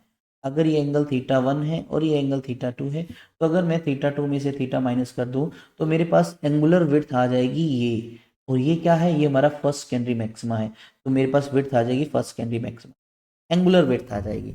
और अगर मैं ये एंगल कैलकुलेट करने के बाद उसको मैं डी से मल्टीप्लाई करता हूँ, डी इज द डिस्टेंस ये, तो आपको पता है क्या आ जाएगा, मेरे पास लीनियर विड्थ आ जाएगी इस चीज़ की। तो आप किसी दूसरी फ्रिंज की भी विड्थ ऐसे निकाल सकते हो, ठीक है, फॉर्मूला आपको पता है, बस ध्यान रखना आपने ये फॉर्मूला यूज करना है, d sine theta n is equals to n lambda. अगर मैं मैक्सिमाज पॉइंट कंसीडर कर सॉरी मिनिमाज पॉइंट कंसीडर कर रहा हूँ, और अगर मुझे मैक्सिमाज के पॉइंट कंसीडर करके मिनिमा की कोई वैल्यू कैलकुलेट करनी है, तो मैं लिखूंगा d sine theta n dash is equals to 2n plus 1 lambda by 2, ठीक है, ये फॉर्मूला यूज करूंगा। यहाँ पर भी n 1 से स्टार्ट करना है और यहाँ पर भी n हमने 1 से स्टार्ट करना है। आई थिंक सो तुम्हें क्लियर होगा। चलिए बढ़ते हैं, ये सब मैं आपको बता चुका हूँ, ये पॉइंट इसका समझना है। जैसे हमने पढ़ा था यंग डबल स्लिट एक्सपेरिमेंट उठा के पानी में रख दिया, किसी मीडियम में रख दें तो क्या फर्क पड़ता था फ्रिंज विड्थ पे? यस, डिक्रीज हो जाती थी। बिल्कुल ऐसे ही इस एक्सपेरिमेंट को अगर आप एयर की कंपैरिजन में किसी लिक्विड में रखते हो तो जो डाइफ्रैक्शन वाला जो सेंट्रल मैक्सिमा है वो भी डिक्रीज हो जाएगा। कितना? 1/μ टाइम्स। म्यू क्या है? रिफ्रैक्टिव इंडेक्स उस मीडियम का। क्लियर? इसमें भी फर्क पड़ेगा। अच्छा, इसमें एक और है यहाँ पर, ये पॉइंट नंबर 2, मैं 2 पॉइंट के अंदर इसको लिखता हूँ। अगर हम क्या करते हैं, वाइट लाइट यूज़ करते हैं तो सेंट्रल मैक्सिमा इस केस में भी वाइट मिलेगा, और जो बाकी है कलरफुल आपको बैंड्स मिलते हैं। बाकी ज़्यादातर इंटरफ्रेंस से ही पूछा जाता है। अब आपको जो है इंटरफ्रेंस की 1-2 टर्म्स और बता देता हूँ। हालांकि हमने ये पढ़ लिया ये कंडीशन कि भाई किसी पी पॉइंट पे nth डार्क की कंडीशंस हमने ये सारी पढ़ ली है। बिल्कुल, बस क्या किया बच्चों, हमने यहाँ से जो डी था मल्टीप्लाई में इधर ले आया, इसको मैं डी लिख देता हूँ। और एंगल जब छोटा हो तो आप सिंपली इसको ऐसे भी लिख सकते हो। ओके, बी की जगह में डी, ये जो डी डिस्टेंस है बच्चों स्क्रीन से उसका। और अगर ब्राइट्स की बात करें, यानी हम जो मैक्सिमा की बात करेंगे, हमारे सेकेंडरी मैक्सिमा जैसे सारे, उनकी ये कंडीशंस हैं। ओके, अगर एंगल स्मॉल है तो हम ऐसे भी लिख सकते हैं। मैंने सिंबल चेंज कर लिए जो मैंने पहले यूज़ किए थे उसके according. Okay, now Fraunhofer diffraction में कोई भी जो फ्रिंज बन रही है उसकी इंटेंसिटी का जो फॉर्मूला है वो कुछ इस तरह से होता है। इंटेंसिटी जो होती है वो होती है I naught multiply by 2 divide by 2n+1 pi का होल स्क्वायर। या अगर आप n बात करें तो हम कौन सी फ्रिंज की बात कर रहे हैं वो, अब इस पे आपको ज़्यादा दिमाग नहीं लगाना। सिंपली आप ध्यान रखना इंटेंसिटी सेम नहीं होती, डिक्रीज होती रहती है। इस पर कोई क्वेश्चन नहीं आता जनरली, क्योंकि इंटेंसिटी का ये फॉर्मूला अपनी एनसीईआरटी में भी नहीं है। आप सिंपली याद रखो कि फर्स्ट वेव की इंटेंसिटी अगर ये है तो सेकेंड, मतलब फर्स्ट वेव की क्या है, देखो जो मैक्सिमम इंटेंसिटी उसका 22 पार्ट अगर है तो नेक्स्ट 60th पार्ट आ जाएगा, 62th पार्ट आ जाएगा। तो इंटेंसिटी कीप्स ऑन डिक्रीजिंग, बस इतना याद रखो, आपको एग्जैक्ट वैल्यू नहीं याद रखनी। बट ये जो ग्राफ है ये बहुत इंपॉर्टेंट है, इसको बोलते हैं intensity distribution curve. Intensity distribution curve, ये 1 मार्क का आ सकता है किसी क्वेश्चन के साथ अटैच्ड। डिस्ट्रीब्यूशन कर्व हमें इंटरफेरेंस में भी वो कर्व पढ़ना था, हालांकि मैंने वो शायद लास्ट स्लाइड में ऐड किया ताकि आप पढ़ लोगे। तो अगर मैं इस एक्सिस पे इंटेंसिटी शो करता हूँ और इस साइड पे हम क्या शो कर सकते हैं बच्चों, इस साइड पे हम पाथ डिफरेंस भी शो कर सकते हैं, उस साइड में हम एंगल्स को भी शो कर सकते हैं। यहाँ पे अभी एंगल शो कर रखा है, यानी हमने थीटा को शो कर रखा है। ठीक है, तो सबसे पहले अगर हम जीरो की बात करें तो इंटेंसिटी मैक्सिमम है इस पॉइंट पे। फिर नेक्स्ट अगर मैं लेमडा बाई ए डिस्टेंस की बात करता हूँ, ए की जगह ये डी सिंबल यूज कर लो बार बार। ठीक है, कोई भी एक यूज करो बच्चों जो आपका मन करे, मैं यहाँ डी लिख देता हूँ। ओके, तो उसके बाद ये मिनिमा की कंडीशन है, फिर आपका जो है सेकेंडरी मैक्सिमा आ गया, फिर मिनिमा आपका सेकेंडरी मैक्सिमा मिनिमा, ये चलता जा रहा है। और आप देखो ये जो ग्राफ की जो ये जो हाइट है ये भी हम कंटिन्यूसली डिक्रीज कर रहे हैं। Reason is that because intensity keeps on decreasing on both side. ये कम होती होती लास्ट में ऐसे हो जाएगी, इधर भी बच्चों कम होती होती ऐसी हो जाएगी। तो ये इंटेंसिटी डिस्ट्रीब्यूशन ग्राफ है, ये मैक्सिमम है, इससे कम होती जाएगी इंटेंसिटी। ये वही सेम है बच्चों। ठीक है, और यहाँ पर ये नीचे डाइफ्रैक्शन एंगल के साथ ग्राफ है, इधर डाइफ्रैक्शन, ये इंटेंसिटी, ये आप ग्राफ याद करना है, बहुत इंपॉर्टेंट है, 1 मार्क पॉइंट होगी। चलिए आगे बढ़ते हैं। वैसे हमने ये पढ़ लिया है वाइट लाइट का क्या फ़र्क पड़ेगा, इससे मैं ऑलरेडी डिस्कस कर चुका हूँ। इवन मैंने आपको ये भी बता दिया कि लेमडा का क्या इफेक्ट है। लेमडा का भी देख लीजिए बच्चों, इसमें जो सेंट्रल मैक्सिमा जो है उसकी विड्थ का फॉर्मूला भी क्या है आपको याद आ रहा होगा, 2 lambda D by small D. अब इसमें भी देखो ये लेमडा के डायरेक्टली है, अगर आप ज़्यादा वेवलेंथ की लाइट यूज़ करोगे तो सेंट्रल मैक्सिमा की विड्थ ज़्यादा बनेगी। ठीक है, अब इसमें आप एक्सप्लेन कर सकते हो सेम इंटरफ्रेंस। रियोप्टिक्स की वैलिडिटी, हालांकि ये टॉपिक नहीं मेंशन है बच्चों डायरेक्ट, लेकिन फिर भी मैंने ऐड किया ताकि थोड़ा सा आप कनेक्ट कर पाओ। देखिए जब लाइट स्टेट ट्रेवल करती है हम उसको एज अ रे कंसिडर करते हैं, लेकिन जब उसमें सफिशिएंट बेंडिंग हो जाती है उसको हम डाइफ्रैक्शन बोलते हैं। ठीक है, सो कहाँ तक रे ऑप्टिक्स वैलिड होता है, मतलब कितने डिस्टेंस तक। ये क्या है, देखें ये एक स्लिट है, ये एक स्क्रीन है, और उन दोनों के बीच में डिस्टेंस जो है उसको हम जनरली कैपिटल डी लिखते थे, इस बार मैंने उसको जेड लिखा। तो जेड जो है बच्चों देखो, अगर स्क्रीन बहुत पास है तो ये जो थीटा एंगल है बहुत छोटा होगा, जैसे जैसे मैं दूर जाऊंगा बेंडिंग लाइट की बढ़ती जाएगी, ये वाई बढ़ता जाएगा। तो क्या जेड एक ऐसी मिनिमम वैल्यू कैरी करता है जिससे जो बेंडिंग है हम उसको इतना सिग्निफिकेंट ना माने, और जेड की हम एक ऐसी वैल्यू कर दें कि जो एंगल है या फिर जो डाइफ्रैक्शन है बेंडिंग है वो काफ़ी ज़्यादा हो, है ना, हो सकता है ना। तो उस मिनिमम वैल्यू ऑफ जेड को हम बोलते हैं फ्रेजनल डिस्टेंस।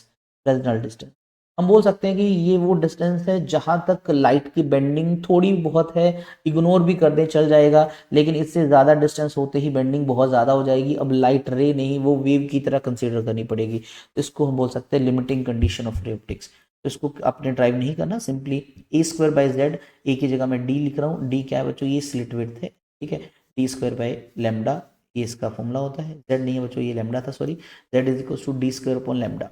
आप ए भी यूज कर सकते हो, मैं बार बार बोल रहा हूँ बच्चों, आप चाहे इस स्लिट विड्थ को ए लिखो या डी लिखो, आपकी मर्जी है, ए लिख दो तो भी बेस्ट। देन डिफरेंस हम ऑलरेडी आप पढ़ा चुका हूँ ये टॉपिक, तो आपको शायद पता होगा भाई, इसमें सुपर पोजिशन होती है दो वेव की, जो दो अलग अलग सोर्स से आते हैं, लेकिन यहाँ पर सुपर पोजिशन एक ही वेव के पार्ट से होती है, आपको याद होगा सेकेंडरी वेव फ्रंट। इसमें सारी जो ब्राइट लाइंस हैं एक और जो डार्क लाइन है वो सारी इक्वली स्पेस्ड होती है, गैप बराबर होता है। इसमें सारी ब्राइट लाइन इक्वली स्पेस नहीं होती, आपको पता होगा सेंटर वाला तो बाकी से डबल होता है, और उसके बाद जो ब्राइटनेस भी है वो लगातार डिक्रीज होती रहती है, इसमें ऑलमोस्ट सेम रहती है। इसमें डार्क जो है वो टोटली डार्क होती है अगर सस्टेन्ड है, इसमें डार्क लाइन परफेक्टली डार्क जो है इसमें भी होती है। कॉन्ट्रास्ट होता है ब्राइट लाइंस का, विड्थ जो है डिक्रीज होती रहती है एंगल ऑफ डायफ्रेक्शन के साथ, मतलब विड्थ भी सेम नहीं रहती बाद में। इंटरफ्रेंस बैंड जो है आर लार्ज इन नंबर, लेकिन यहाँ पर डायफ्रेक्शन है उसमें थोड़े बैंड बनते हैं, ज़्यादा बैंड नहीं बनते। कुछ डिफरेंस थे इनके अंदर कॉमन। कुछ क्वेश्चंस लगा लेते हैं बच्चों इस चैप्टर के, और चैप्टर ये हमारा ऑलमोस्ट खत्म हो गया है, अभी हम एक दो क्वेश्चंस भी लगाएंगे। हाँ, एक हमने इंटेंसिटी डिस्ट्रीब्यूशन कर्व भी पढ़ना है, मैंने आपको बताया था स्टार्टिंग के अंदर, वो भी थोड़ा सा हम डिस्कस करेंगे इसके अंदर। तो चलिए क्वेश्चन दे रखा, आपसे बोला रेड लाइट है जिसकी वेवलेंथ आपको गिवन है लेमडा, एंगस्ट्रॉन में बच्चों इसके साथ हम -10 लगाएंगे मीटर में कन्वर्ट करने के लिए। सोर्स बोला from a distance source of a slit, slit की विड्थ आपको दे रखी है डी कितना 0.50 मिलीमीटर, मिलीमीटर को कन्वर्ट करने के लिए आपको पता होगा क्या करते हैं, -3 लगाना पड़ेगा इसके साथ। What is the distance between first two dark bands, बच्चों स्क्रीन पे इधर फर्स्ट डार्क अगर आपसे पूछा और भाई इधर भी फर्स्ट डार्क आपसे बोला, तो इसके बीच में है कौन, इसके बीच में आपका सेंट्रल मैक्सिमा ही तो है। तो क्वेश्चन में आपको सेंट्रल मैक्सिमा की विड्थ बोली है, और स्क्रीन कितनी दूर रखने के लिए बोला है, 1.8 डिस्टेंस पे रखने के लिए बोला है, भाई ये तो फॉर्मूला बेस्ड है। तो विड्थ किसकी, सेंट्रल मैक्सिमा की, क्या होता है 2 lambda D by small D, या ए जो भी सिंबल यूज कर रहे हैं, लेमडा की वैल्यू आपको पता है, ठीक है, इसकी वैल्यू मैंने यहाँ पर पुट कर दी, डी की वैल्यू 1.8 मीटर में है ऑलरेडी, कन्वर्ट करने की जरूरत नहीं है। स्मॉल डी है हमारे पास 0.50 इंटू 10⁻⁻3, जब इसको कैलकुलेट करेंगे बच्चों आपके पास आएगा 4.68 मिलीमीटर। अच्छा, मिलीमीटर में लिखना ज़रूरी है, देखिए आपको क्वेश्चन में यूनिट जो दे रखे हैं मोस्ट प्रोबेबली उन्हीं को प्रेफर करो, आंसर उसी में लिखो। अब लोग सर इसमें तो मीटर एंगस्ट्रॉम मिलीमीटर तीनों दे रखे हैं, तो आंसर हमारा जिस वैल्यू के पास में आएगा वही यूनिट यूज़ करो, तो ये मिलीमीटर की रेंज में जनरली लिखा जा सकता है उसके पास था। आंसर सोल्व कर रखे, हो गया हमारा क्वेश्चन। चलिए ये क्वेश्चन काफ़ी इंपॉर्टेंट है, ये भी बच्चों आपसे कहा कि एक्सप्लेन करो फॉर्मेशन ऑफ फ्रिंजेस को due to a diffraction in a single slit when path difference of light waves from the ends of the slit on a reaching point on a screen is lambda and 3 lambda by 2। तो मान लो कहता है कि एक कोई point है, जो दो स्लिट्स हैं, आपको पता है दो स्लिट मतलब सिंगल स्लिट का जो अपर पार्ट है और लोअर पार्ट है, यहाँ से इस पे जो वेव पहुंच रही है इनके बीच में कुछ पाथ डिफरेंस है, दिस इज पाथ डिफरेंस, तो ये आपको गिवन है। पहले बोल रहा है लेमडा हो तो क्या होगा, फिर बोलता है 3 लेमडा हो तो क्या होगा। अरे बच्चों आपको पता है पाथ डिफरेंस लेमडा है तो क्या होगा, हमने यही कंडीशन पढ़ा हुआ है कि if delta x is equal to lambda, तो मैं बोल सकता हूँ कि भाई इसमें हमने 2 पार्ट कर दिए लेमडा बाई 2 वाले, तो अगर ऐसा है तो वही कैंसल आउट करने वाला सेम, तो ये आपका मिनिमा की कंडीशन है, इसको जनरली सेकेंडरी मिनिमा भी बोल देते हैं। देखो प्राइमरी वर्ड हम सेंटर के लिए यूज करते हैं, फिर से ध्यान से सुनना, बाकी सब के लिए सेकेंडरी वर्ड यूज करते हैं, तो सेकेंडरी मिनिमा मिलेगा, ठीक है। और ये फर्स्ट है, फर्स्ट ऑर्डर, क्योंकि कंडीशन में अगर यहाँ पर कुछ नहीं है तो मैं एन अगर पुट करता हूँ तो यहाँ 1 पुट करूँ तभी तो ये आएगा हमारा जनरल फॉर्मूला, अगर आपको याद हो डेल्टा एक्स जो है प्लस माइनस एन लेमडा, तो अगर मैं एन को 1 पुट करता हूँ तभी तो डेल्टा एक्स हमारा लेमडा आएगा, तो ये हमारा फर्स्ट मिनिमा है, first minima, first secondary minima भी बोल सकते हो पहले कंडीशन में। दूसरा पार्ट बोल रहा है कि 3 लेमडा बाई 2 है, भाई 3 लेमडा बाई 2 है तो क्या मैं डेल्टा एक्स को 3 टाइम्स लेमडा बाई 2 लिख सकता हूँ, यस। तो आप देखो 3 ओड नंबर आ गया, 2 तो कैंसिल आउट कर देंगे, एक बच जाएगा, तो ये हमारी मैक्सिमा की कंडीशन है। और याद हो आपको फॉर्मूला, जो जनरल फॉर्मूला था डेल्टा एक्स क्या था, 2n+1 लेमडा बाई 2, जैसे मैं n को 1 पुट करता हूँ मेरे पास क्या आ जाएगा, 3 लेमडा बाई 2 आ जाएगा, तो ये हमारा फर्स्ट सेकेंडरी मैक्सिमा है। ये क्वेश्चन इजी था। फिर आपसे बोला इंटेंसिटी डिस्ट्रीब्यूशन कर्व बनाओ, अभी थोड़ी देर पहले बनाई, आपको वो ग्राफ प्लॉट करना है, याद होगा। इसमें इस तरह से ग्राफ था, कम होता जाएगा। कुछ बच्चे इस ग्राफ में क्या करते हैं बच्चों, ये तो अपर पार्ट दिखाते हैं, यहाँ शार्प एज दिखाते हैं, फिर ऐसे नहीं, यहाँ पर भी आपको नीचे भी कर्व दिखाना है, यहाँ पर कर्व दिखाने हैं, छोटे करते जाओ थोड़े कर्व दिखाते जाओ, ठीक है। इस तरह से आपने बनाना है, एक्सेस को अच्छे से रिप्रेजेंट भी करना है, किस एक्सेस पे क्या है। आंसर दे रखा है फर्स्ट पार्ट का आपको। ओके, ये मैं आपको बोला था कि इंटरफ्रेंस में हमारा एक छोटा सा पॉइंट बच गया था, वो था आपका इंटेंसिटी डिस्ट्रीब्यूशन कर्व का। तो हम यहाँ पर अभी रिप्रेजेंट कर रहे हैं इंटेंसिटी डिस्ट्रीब्यूशन कर्व, प्लस एक छोटा सा पॉइंट और डिस्कस हो जाएगा डिस्ट्रीब्यूशन। किसके लिए बच्चों, ये इंटरफ्रेंस के लिए। जब हमने इंटरफ्रेंस पढ़ा था तो आपको अगर याद होगा, हमने ये देखा था सस्टेन इंटरफ्रेंस में जो मैक्सिमम है कंस्ट्रक्टिव में वो 4 टाइम हो जाता है आई नोट के, और जो मिनिमम था डिस्ट्रक्टिव में वो सिंपली 0 हो जाता था। तो अगर मैं यहाँ आई रिप्रेजेंट करता हूँ इंटेंसिटी, और ये मैक्सिमम वैल्यू 4 आई नोट है और ये मिनिमम 0 है, तो आप इस तरह से देखोगे तो ग्राफ इक्वल ही जाएगा, क्योंकि सबकी इंटेंसिटी सेम होती है। और अब इस एक्सेस पे बच्चों आप पाथ डिफरेंस या फेज डिफरेंस दोनों दिखा सकते हैं। तो जनरली 0 पे, 2 पाई पे, 4 पाई पे, इन सब पे मैक्सिमम होता था, तो देख लो ये आपको मैक्सिमम मिल रहा है। और पाई, 3 पाई, ओड नंबर पे आपको मिनिमम 0 मिलता है। बट सेम ग्राफ है, बहुत ईजी है, बस इस पर सबका लेवल सेम बनाना है। अगर ऑन एन एवरेज वैल्यू देखें तो 4i मैक्सिमम प्लस मिनिमम का सम करो, डिवाइड बाई 2 करो, तो एवरेज वैल्यू होती है 2i के इक्वल। अब हम बात करते हैं सीबीएसई ने जो सैंपल पेपर लॉन्च किए इस साल, उसमें कौन से क्वेश्चन इस चैप्टर के कवर्ड हैं। तो जैसे पहला क्वेश्चन है वेव फ्रंट की डेफिनेशन, आई थिंक तो सिंपल है, locus of all those points of the medium which are vibrating in same phase. और फिर ये रे से कैसे डिफरेंट है बच्चों, ये आपको पता होगा, ये वेव फ्रंट की फॉर्म में ट्रैवल करता है, वेव फ्रंट जो है सॉरी हर डायरेक्शन में ट्रैवल करता है, और रेज इनके परपेंडिकुलर होती है, आप ऐसे बोल सकते हो। आइजन के प्रिंसिपल की हेल्प से आपने प्रूफ करना है स्नेल्स लॉ को, डेंसर से रेयर जाते टाइम, इजी है, डेरिवेशन आप चेक कर सकते हो, ठीक है। फर्स्ट पार्ट में ये हमने किया है, उससे देख लेना। डबल स्लिट एक्सपेरिमेंट में लाइट यूज की जिसकी वेवलेंथ 600 नैनोमीटर है, एंगुलर विड्थ फ्रिंज की 0.1 डिग्री दे रखी है आपको। आपसे बोला स्पेसिंग बिटवीन टू स्लिट्स बताओ। आपको देखो इस क्वेश्चन में डाइफ्रेक्शन की बात हो रही है, सॉरी डबल स्लिट एक्सपेरिमेंट है, तो यंग डबल स्लिट एक्सपेरिमेंट की बात हो रही है। Find the spacing between two slits, आपको डी पूछा, क्योंकि उसमें अगर आपको याद होगा एक स्क्रीन में 2 स्लिट्स होती हैं S1 S2, और उनके बीच का डिस्टेंस जो है वो चो डी लेते हैं, फिर हमारे पास एक स्क्रीन होती है, ऐसे कुछ होता है ना। हमसे ये डी क्वेश्चन में पूछा गया। बहुत ही इजी है क्वेश्चन, क्योंकि डेटा ऑलमोस्ट क्वेश्चन में आपको गिवन हुआ है। क्या क्या गिवन है हम लिख लेते हैं बच्चों। यहाँ पर आपको लेमडा गिवन है 600 नैनोमीटर, नैनो के लिए हम क्या करेंगे -9 लगा देंगे इसके साथ। एंगुलर विड्थ आपको गिवन है, एंगुलर विड्थ का फॉर्मूला अगर मैं इसको थीटा से लिखता हूँ, जनरली मैंने अल्फा से लिखा था पहले, तो अल्फा ही लिख देता हूँ।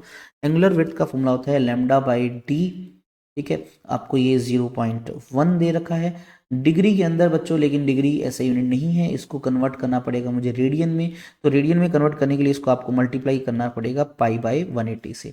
अच्छा, और आपको क्या दे रखा है आपको, हाँ बस यही दे रखा है, डी निकालना है। तो यार ये फॉर्मूला बहुत ईजी है, इससे हो जाएगा ना। तो मुझे डी निकालना है, तो लेमडा को मुझे अल्फा से डिवाइड कर देना है। लेमडा क्वेश्चन में गिवन है 600 मल्टीप्लाई बाई 10⁻⁹ माइनस का, और अल्फा हमने निकाला 0.1 मल्टीप्लाई बाय पाई बाई 180। इसको सोल्व कर लीजिए, आंसर आ जाएगा। ये ऑलमोस्ट आपका आएगा 3.4 मल्टीप्लाई बाई 10⁻⁻⁴ मीटर। बहुत सारे बच्चे जो मिस्टेक करते हैं वो ये करते हैं कि एंगल को चेंज करना भूल जाते हैं डिग्री से रेडियन के अंदर। याद रखना, जब भी आपको डायरेक्ट एंगल दे रखा हो, आपको उसका साइन कोस कुछ नहीं निकालना, तो आपको उसको कन्वर्ट करना पड़ेगा रेडियन में, अगर वो फॉर्मूले में डायरेक्ट यूज कर रहे हैं। फोर्थ पार्ट में बोला कोई 2 डिफरेंस बताओ इंटरफ्रेंस और डाइफ्रेक्शन के। भाई हमें पता है इनके बीच का डिफरेंस। इंटरफ्रेंस और डाइफ्रेक्शन का सबसे पहला डिफरेंस, इनकी कंडीशंस बता दो, वो चेंज हो जाती है। अब ये भी बता सकते हो इंटरफ्रेंस में सभी फ्रिंजेस की विड्थ बराबर होती है, लेकिन डाइफ्रेक्शन में नहीं होती, उसमें सेंटर वाला डबल होता है। इंटरफ्रेंस में इंटेंसिटी सबकी सेम होती है, डाइफ्रेक्शन में इंटेंसिटी कीप्स ऑन डिक्रीजिंग।